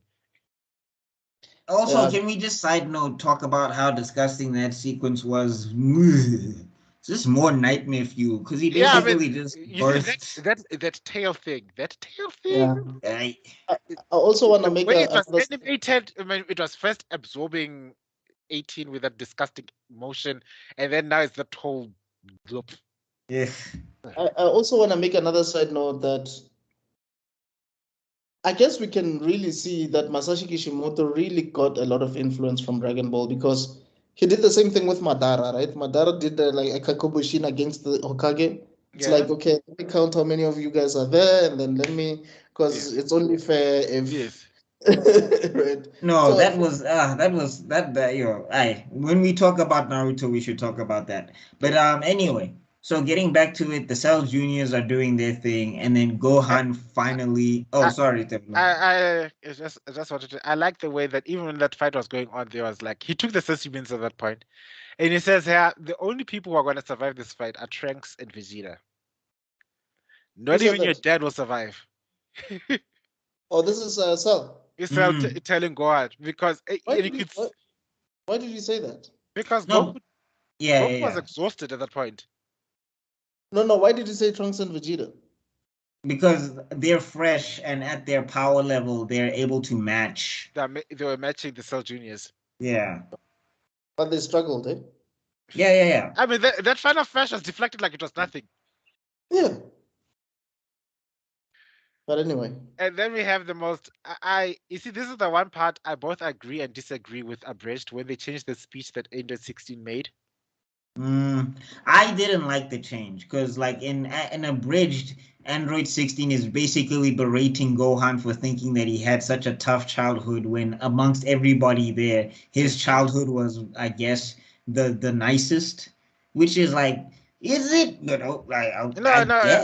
I get his argument that Gohan should get over himself. That's what the Abridged version was. Right. But the original version. That plea from a soulless machine saying protect this world. Like it's not a sin it is not a sin to fight for things you love. Love. For that, those who words alone will not reach. Let it go, Gohan. Yeah. That line. Oh, there's a clip by Totally Not Mark where he shows that speech, no? Yeah. I'll send it in the group, but from different voice actors from different parts of the world, like in Russian and whatever, and then oh my goodness, it's so amazing because you can feel the emotions of all these different voice actors from all parts of the world. And when Gohan actually starts erupting or whatever, I don't know, when he snaps, it's the Japanese Gohan, that lady that does it. And it's so emotional, bro. Yeah. Because even the music that comes up, because that's the moment where Sal is like, that part. That line. But the voice acting in that moment was impeccable, bro. Yeah. I mean, again, Funimation for me. Like, I just think they nailed it so hard in there. And that transformation was epic. And and that transformation didn't just happen like, oh, boom, I've transformed. It starts in the next episode that he's still powering up and it's still happening. And then, like, you see Cell for a moment, he feels like, making the same mistake Trunks did. You won't win by powering up. Then the Cell Juniors keep going at it. And then you hear Gohan says, stop it. Tell them to stop it. And they're like, oh, wow. Yamcha has his arm broken. Yeah. Tien and Yamcha, also at that moment, some of the Z fighters were like, Ntwana, you couldn't have hurried this up like 5 minutes ago. And then we have the ESCOM. I remember the first time watching it, the whole country went quiet. And then he's like walking out and you just see the tears in his eyes from the transformation as they're flowing upwards. And then you hear Cells like, finally, you've come out of hiding. Now finally this tournament is gonna get more interesting. And you just see Gohan like takes the sensu beans. No more games. Yo, bro, the way he took them, like even we were like, when did he take them?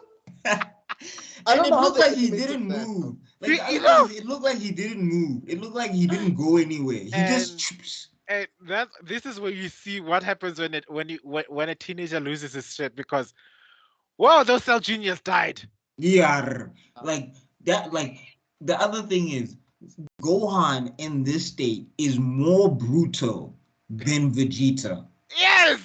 Like he's pulling kills that Vegeta never even did. It's just like Vegeta must have thought he must have considered we need to send this child to therapy. The way he was so brutal. There's no gloating. There's no I'm powerful. There's just methodical mass murder. You have no mercy. And of course we have that rendition of that song. You know that moment where after the Cell Juniors use all the techniques, Kamehameha, special beam cannon, tri-beam, and then the smoke clears, and you just see them panic like, and then you just see Gohan standing, then you hear that song, na na na na na na na na na. I told you I'll never forgive you. Yo, like he uppercut one of them in half. Up in half. So basically, what about that last one? What they were basically saying is Gohan could defeat every Z fighter at that point by himself. No, not even a contest. It was. Yeah. And that last one, Tebello was talking about it, dog. You want to finish up there? That last one, he looks at him, the Cell Junior runs, swing behind him, backhand through 2 mountains, and then soccer kick. Yo. And like his head off. You know? And then even steps on his hand after he's finished. Dead. Like Gohan was a quintessential Saiyan. And then he gives the sensu bean to Trunks and it's like, pass this around, Trunks. And then we have. And Vegeta doesn't want to eat it. I hate when I'm forced to eat these. Right. And to be honest, Trunks was the only one who didn't need to take one. Think about it. No, because the other thing is Trunks, he's the second strongest. Besides Gohan, because remember he managed to reach that level, quote unquote. So he was still able to like fight a Cell Junior. Yeah. But if we were to rate them, we would say, excluding Cell, just the Z fighters, It's Gohan, it's Trunks, it's Goku. No, I would say Goku, then Trunks. Yeah. Remember, like Goku was just exhausted at that point, Yeah. so it would be Goku, Trunks. So it's Gohan, Goku, Trunks, Vegeta, Piccolo, Tien, Yamcha, Krillin. Krillin. Krillin, Yamcha. Krillin, Yamcha, yeah. And then Hercule somewhere. No, Hercule is definitely under Yamcha, yo. So, and you know what? I also like the fact that the televisions exploded. This fight was not being recorded. We're seeing the insides. The world was freaking out. I love how they kept referring to Gohan as like the guy who was supposed to bring like the food or something. The delivery boy. The delivery boy is standing up to Cell. I like that. Even there was that whole scene. It's like, oh, can you see that? Look, Gohan went ahead and dyed his hair. Oh no, he's become one of those hoodlums. And then the other criminals are like, well, at least he has a job, unlike that karate bum father of his. And I think in the manga, there's a joke because I think Gohan means some type of rice. Yeah. So one of the newscasters is like, did they mention something about rice? Yeah. But I think what I wanted to say was, I guess this is the moment where Hercule started becoming comedic relief, where started making, because they started asking like, you're the champion, why aren't you coming in? It started saying he has a tummy ache and all of this. Yeah. No, that's one guy that knows how to juta. If there's anybody who can lie, he's aware of himself. He's a fraud. No, but that is one man. Yeah, because he's of his self-awareness, he can lie like no one's business. He is a fraud. He's a fraudster. He's not an idiot. People forget just how clever you need to be to become a fraudulent person. There is no dumb fraudster out there.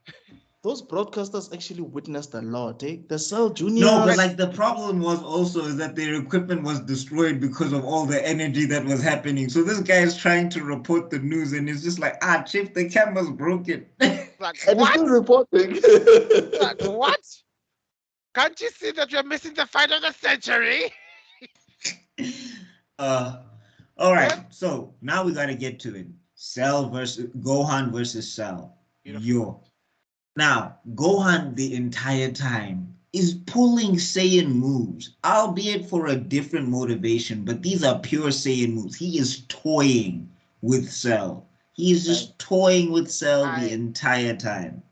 And I mean, first they're fighting, they fight to the ground, they fight to the sky. He fights near these guys so that he collects them before he even lands a blow, puts them aside. Then there's a part where when Cell turns around and looks up, Gohan is actually in front of him. To a point where Goku's like, finish him, bro. No. Even before that, we also got to talk about the fact that Gohan, right, hit this man, Cell, twice in this entire fight. That was the end of the episode. Yeah. The whole part itself flinging about and Gohan just like either blocking those moves or dodging them. Then Cell does the whole Vegeta, I'm a do the explosion key thing. Yeah. And Gohan just stands there in front of him and then he lands and then Cell decides, okay, don't get too confident. I'm here to show you my true power. He powers up and then you hear Gohan says, I've been waiting for you to turn it up. And like, okay, now what? This is my whole power. What do you think about it? It's like, is that it? Yeah. And then he punches Gohan once, and then you just think, and when you punch a Saiyan and he looks at you, game over. You just know. Game over. Like the fact that Cell was even smiling, everything is like, I got him, and then Gohan is just like, yeah. That's when those two hits landed, and boy, was that so juicy. Yeah. I mean, there was a point where Cell couldn't even stand up anymore. Remember? Yeah. He was down, and then he was like, "Oh, you know what? Screw this." He flies into the sky. He was like, "How about this? I'm going to blow up the Earth because that's exactly what every Dragon Ball Z villain does when they are losing." But before that, he used all the other techniques he had. those rapid ki blasts, nothing. They went through him. He pulled a Goku versus the Ginyu Force. Then the destructor disc. He catches them. He destroys them with his ki. People think down. He caught them with his bare hand. No, he stopped them in mid-air and then do. Right. And then special beam cannon. Pa!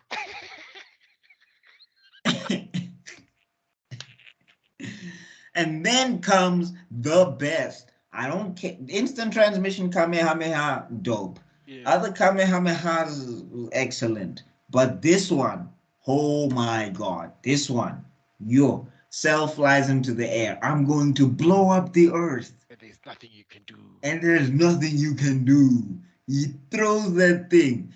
And everybody's panicking. Krillin stupidly says, Gohan, get out of there. It's like, where's he going to go if the planet is destroyed? What are you saying, Krillin? And then, Gohan. Everybody's like, even Vegeta, no, not like this. And then Gohan, like, he's not doing the stance. Like, it's so calm. You know how swaggy that is? He didn't do the stance. Like, this is the first time we see him throw this thing on screen, and he doesn't even do the stance. Yes, you're right. That was the first Kamehameha. Right. Yeah, that Gohan does. I was actually thinking about it now that at this point, usually he was using Piccolo's moves, but this is the first time that he uses his dad's move. Yes. And it's like, like, that was GG. Yeah, see, that was amazing. And then, like, and then his blast gets bigger and bigger, envelops Cell, and Cell is like, "No, what have you done?" And he looked like a mess afterwards. Oh, and then Vegeta even comes out of the dirt, and he's just like, "What's his secret?" What's his secret? At that moment, that's all that Vegeta could be saying. What's his secret? What's the secret to Kakarot's power? What's his secret? And then this is when, again, I feel like there's a definite misinterpretation, and this is when Akira Toriyama is forgetting things. Yeah. Okay? Goku starts screaming to Gohan to finish Cell. Yes. None of this nonsense of strong fighting opponents, sparring partners, letting villains go. He knows what Cell's next move is going to be because he's been here before. And Goku has been in front of that guy where he destroys and wrecks them, and he knows what they're going to do. And Gohan was in full Vegeta mode. Yeah. I think he was even beyond Vegeta. Yeah, like I'm going to make him suffer for a little while. Like, we all know you've got the power, right? But like, I think the thing is, Gohan is that person where you push it like because he even gives that speech to Cell. He's like, I warned you, I told you this would happen, and you didn't listen. And now you're afraid because you know I'm going to destroy you. Yeah, that speech, it's so satisfactory for me because it's like, isn't this what you wanted? Yeah. Funimation had bars, guys. Funimation had what's bars. wrong, Cell? Isn't this what you wanted? Funimation had bars. It had. Let's be honest. And then Gohan kicks 18 out of Cell. I was like, how hard you have to hit. When Cell is trying to force 18 in his mouth. Yeah. No, guys. I want to say something. I don't know if people have said this before or not. So brace yourself, right? Because if Cell eats you with his tail, then he didn't throw up 18. He Oh.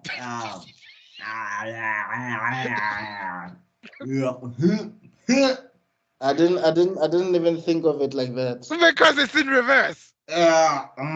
Okay. So it's basically he pooped him out, because that's how it would go. Because if at that moment, Krillin was Krillin's favorite person in the world. Yeah. Because Krillin immediately forgets about what's happening, and he's like, "Oh, 18 is back." But my 18. And yeah, so Then after that, Gohan tortures Cell some more, which And is we still hear Goku saying, "Finish him off, son. Do it." And Cell is slowing down. Basically, his punches are just What not. it was fish lip Cell. no, there was no like. There's even a point where Cell is trying to hang on for on a cliff or something, Yes. and Gohan is like fall, and then Cell's like never, and then he's like no, you ha ha ha, and he like chuckles like villainously, and he like kicks him down the ravine. Yeah. Gohan Super Saiyan 2 was a menace. But He was. you know what I wanted to say at the same time, because there's a point they even put it out in a brace. It's like, sure, fine, then I'll kill him. But I'm sure everyone up there with blonde hair can kill him at this point. So Yeah. Yeah, like that would have been the moment for Trunks to be Trunks and like, just step in. You know, it would have have been great to see all the Saiyans just gain up on Cell and just. No, it would not happen. Literally. Saiyans don't. This is not Jujutsu Kaisen. Yeah, Saiyans don't. There's no 2-on-1. It's 1-on-1 or nothing. Or nothing. Yeah. Oh, you can tag team against me. It's okay. I'm just saying it would have been nice because they all fought him, and I don't know. Yeah, I know. It would be very satisfactory to watch them all ping pong Cell until one of them uses a final beam on him, and then then the story ends with that wonderful the end. But I'm glad it didn't, because I get to see like what my second favorite beam battle happens in this season. It's the one that happens when Gohan has one arm left. So we gotta quickly talk about it. So we gotta talk about the sacrifice. Yes. And again, this is people misremembering things. Like, I really don't understand where they get this thing of Goku has to be this person that doesn't care about his family, that doesn't care about the earth and all of that stuff. Because he literally goes up there. Remember, he's the only one that's been screaming at Gohan to finish Cell. And he still tells Gohan, I'm proud of you, son. You did great. You're a fantastic warrior. Please tell your mother I had to do this and take care of her for me. And I'm just like, this is the guy we don't want. This is the guy the Dragon Ball those are the community sides says, of Goku that nobody talks about. Goodbye, my son. This is the normie Goku that's just terribly guys, Yes. I think this thing just stopped recording. It's now on 0. Do you guys see the time? No. It happens after 3 hours. It literally resets and starts recording from a. It's gonna split it into some thingies. It happened with me because of our marathon. Remember the last time? Yeah. Hey. Which marathon were we talking about again? Dog, let's finish up here. Otherwise, we're gonna go on another tangent, and we're gonna be here for 4 hours. We're already here for 3.5.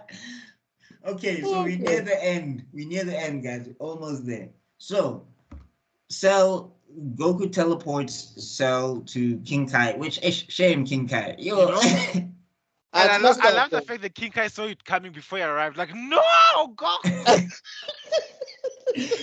And Goku's King Kai was watching the whole time. Yeah. And the other thing is, Goku's just like, I had nowhere else to put this guy. You could have sent him to space.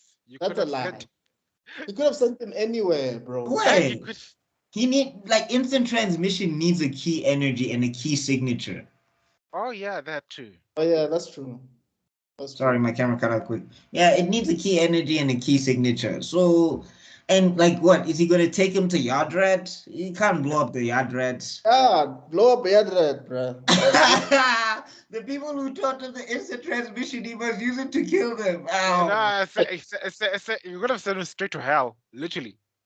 Send Frieza's energy. Ching! Hi, Frieza! This is for you! Anyway. You say a blows up King Kai's planet and everything. Hare King Kai.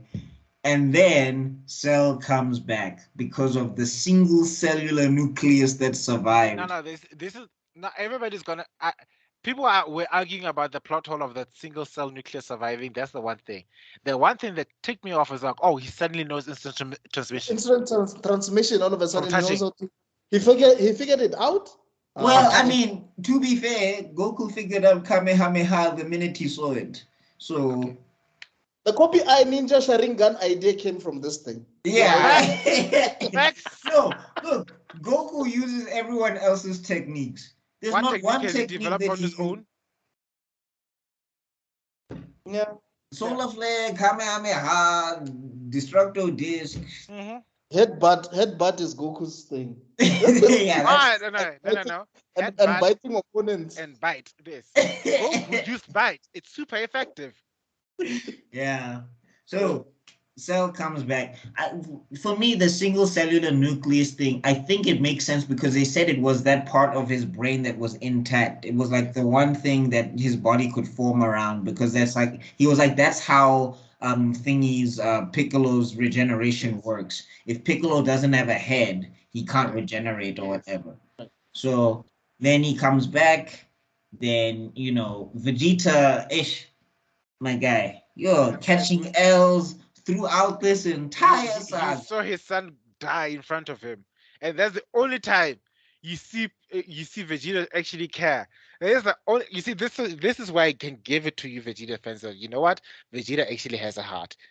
That moment, like he picked the wrong moment to have it though, because he gets in the way and Gohan has to save him. And I love the abridged where they were like, for Vegeta, really? Even Cell was surprised. Because I would have loved to have seen them two at full power go at it for a little bit. I would have loved to have seen Gohan's technique overpower Cell's technique. It would have been really cool. But anyway. But I like the fact that it's Vegeta who was the key catalyst that helped save the day. Yes. Yeah. So like every single action, even though it was stupid, it somehow works out in the end. Like he himself, yeah. Like Gohan toying with Cell gave us 18 back. Gohan saving Vegeta bizarrely gave Vegeta the opportunity to say, screw honor, let me just go hit this person in the head. Right. Yeah, I love the fact that Vegeta's even like sorry, and you're like, oh my god, this is bad. Him apologizing. Vegeta doesn't apologize to anybody. How bad is it? And that episode, he powers up, the world's going crazy. People are going crazy all over the streets. Cells decided to destroy the world. Now people were panicking all over the world. And then even when Gohan is like thinking of giving up, we just hear Goku laughing there. It's like, huh? Really? Is that it? That's not the Gohan I know. And it's like, relax, son. You have enough strength. If you're worried about the planet, we can wish everyone back with the Dragon Ball. And that's where we see the ultimate that father and son Kamehameha that everyone calls it. It's Gohan's Kamehameha with how did Gohan mess up his hand? Is it when he was saving Vegeta? Yeah, because he blocks a death beam from Cell or whatever. Yeah. Okay. And it's like they were also giving homage, funny enough, to future Gohan. Yeah. Because flip! I didn't think about. I didn't think about that, but yeah. Future Gohan doesn't have an arm. Yeah. So he has to throw everything with one hand. So he also does one hand Kamehamehas. Yeah. So that moment was like an homage to that Gohan. It was also a homage, and then you see that father and son thing. What did Gohan inherit the one trait that his father had? Does Gohan become a hero? Find out in the next episode of. But it was a fantastic struggle beam. It was so great to see Vegeta step in to distract Cell, only for Gohan to take advantage or whatever. Yeah, the rest of the Z fighters tried, but they were not even doing anything. But I also like that beam struggle. You see Gohan putting his heart and soul in it, and it inspires the other Z fighters to say, you know what, screw this, because we have to try. At some point, we stop seeing. They stop seeing Gohan as this super powerful Super Saiyan 2 warrior, and just see a 13-year-old kid giving his all to try and keep everyone alive. And with one hand. With one hand, and if that doesn't inspire you warriors to get up and do something, nothing will. And that was not in the manga, by the way. In the manga, Yeah, the Z Fighters are not doing anything. yeah, it was just Vegeta in the last moments there. Which says a lot about Vegeta. Yes. Because he's actually the only one there who actually, like, if we're going by manga logic, he's the only person Who that's stepped up. that stepped up. Yeah. No, but he was the only person who could do something also. Like Trunks was out of commission. None of the other Z fighters had any power to affect what was happening. And also Vegeta owed Gohan. Right. And we saw that. We really saw that because they tried. We have Piccolo. Piccolo charged first. And like Masenko high. And then like Cell looks at him and is like, okay. and then he gets back up again. It's like, Gohan, no. At the same time, Tien starts powering up. It's like, what are you doing? Like, he didn't think he could win, but he tried it. He went at it anyway. And then Krillin's like, you too? Yeah, because you're a man of honor and a little pig-headed. But I like the first excuse better. And then they charges on. Then finally Krillin says, you know what? I guess it was always gonna end like this. Even if it's a disaster, it was good to see you 18, even for a little while. He flies off too. This is when sort of they have their own like soliloquies, I guess. Everybody thinking about, wow, like father like son, and and that's what you see. That's shame. That's when Yamcha was trying. That's the only time you see Yamcha trying his best. Let's be honest. Yeah, that's true. Because he held those key blasts with his heart and soul. Hey, dude. Tien was guilty because, like, I wouldn't be the martial artist I am today if it wasn't for Goku. And what did I do? I just stood there and watched him die. And I've always wanted to be stronger than you and whatever. Yeah, so I'm not gonna let this happen to his kid. And then Piccolo was like, "You're the only person taught what it is to have a friend." So he keeps on getting up. And it's like that's what I'm saying, is that like when people always talk to me, when purists always talk to me and all of that stuff, and I'm just like, you mean to tell me you want canon over these character moments that mean something? Like, yes, boom boom punch, power up, scream, great. But Dragon Ball Z is what it is because it had boom boom punch and those character moments that let you bond with the characters. You know what? I think we need to give it up. We need to give it up to the Toei animators and the writers of that time.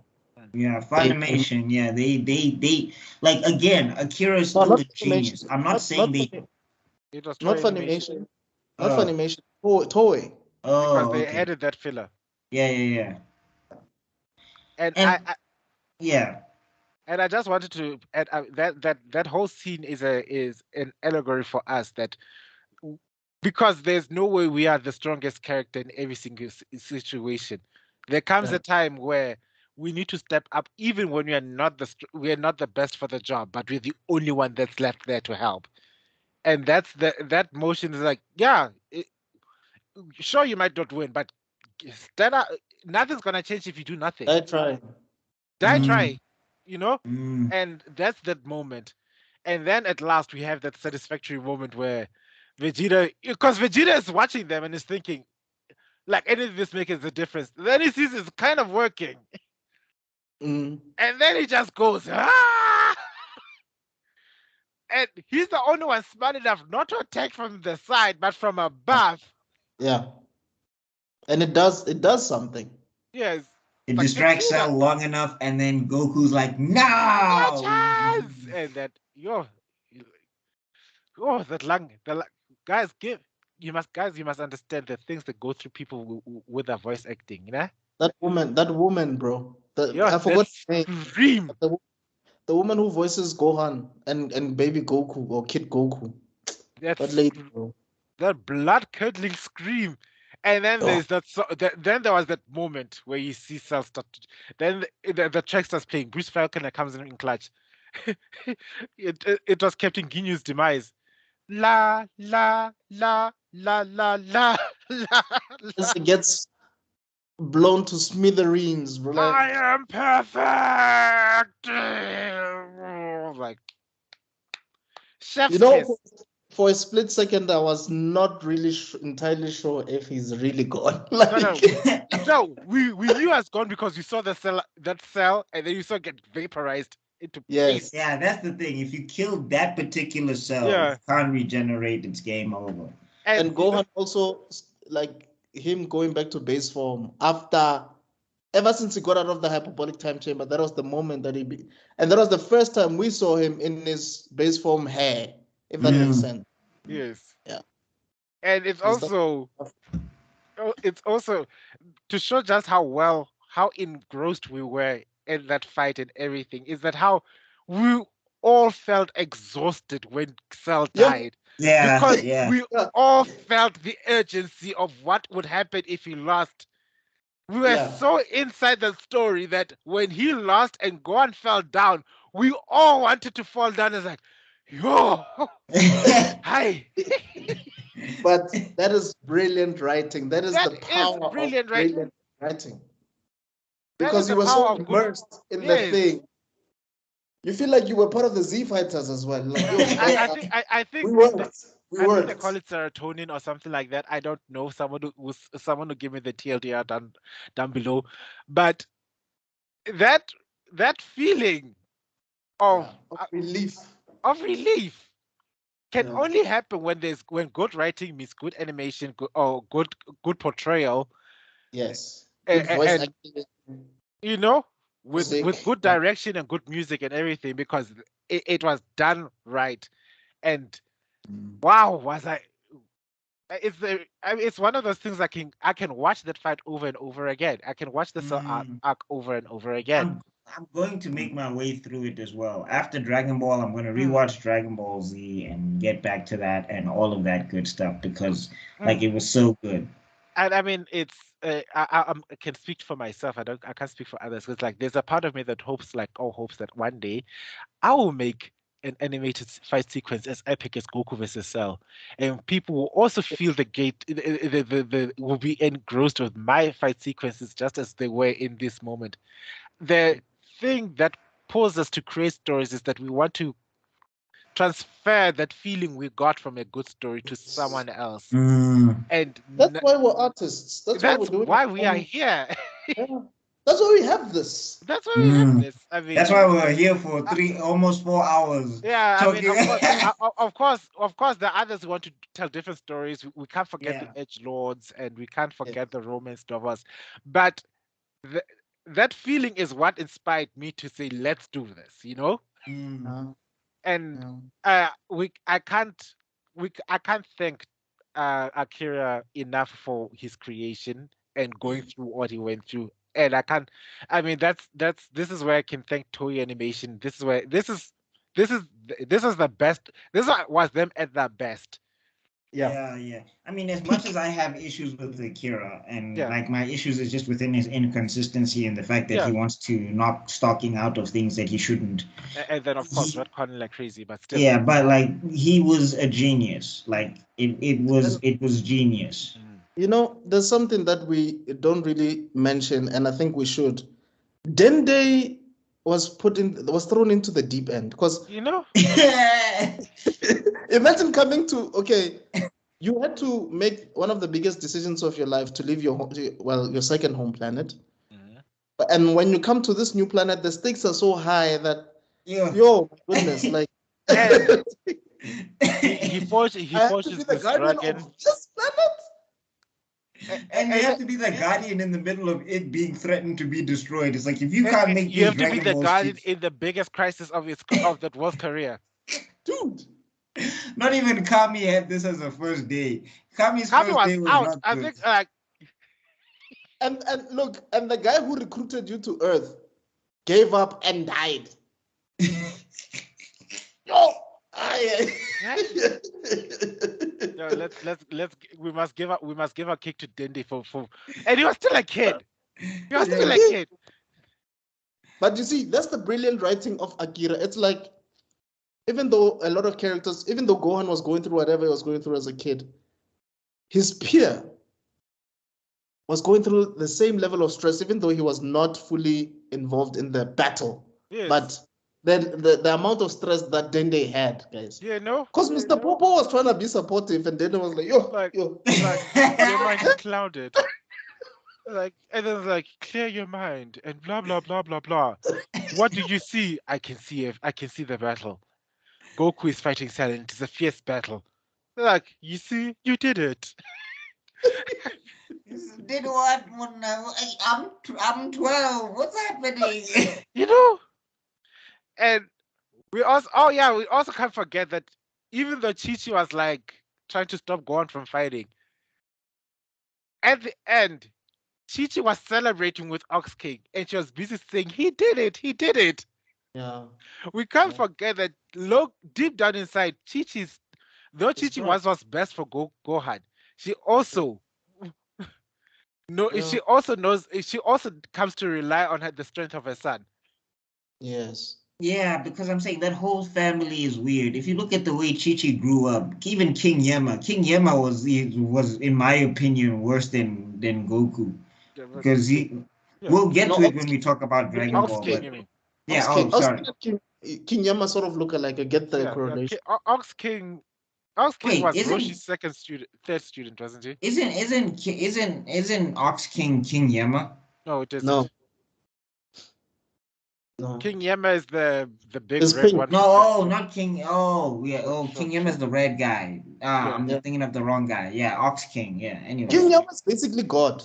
Anyway. King Yama is basically the judge of the underworld. If you look at, I don't know if it's Shintoism or some other religion. Yes. I think even Taoism. I think I could be wrong, but yeah. So Yama is like the god of the dead who judges whether you go to heaven or hell. That's his job. And then we've got Kami, which it means different things in different places, but it ultimately translates to God. God, yes.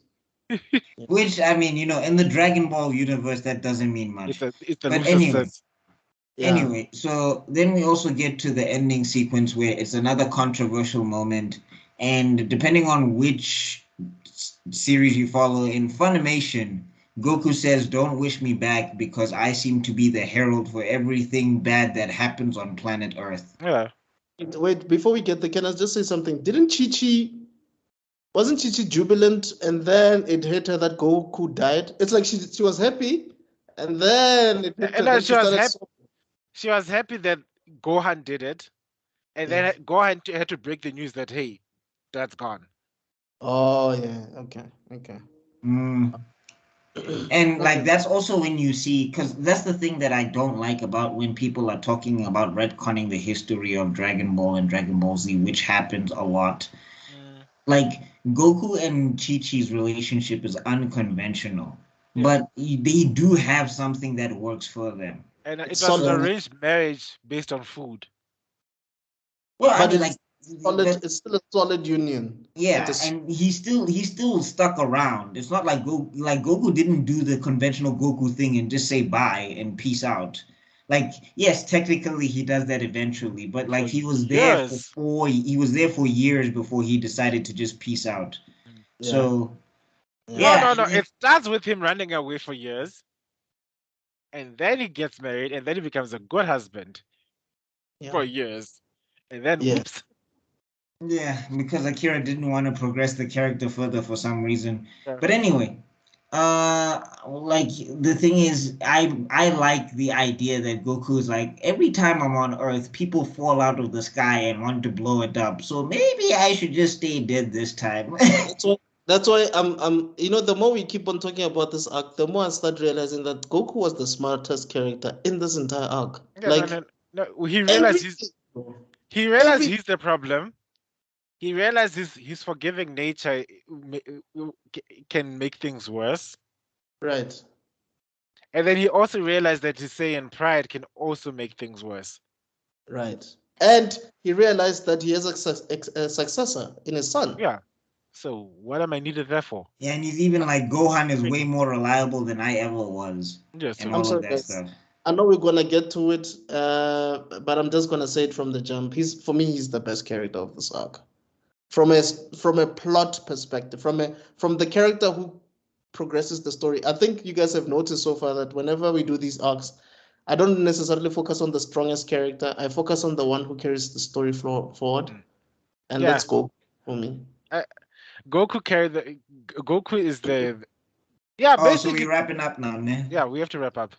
Yeah, phew, guys, extraordinary. It's 4 hours now. Extraordinary. I don't know how you're going to do this. Maybe you have to do part 1 and part 2.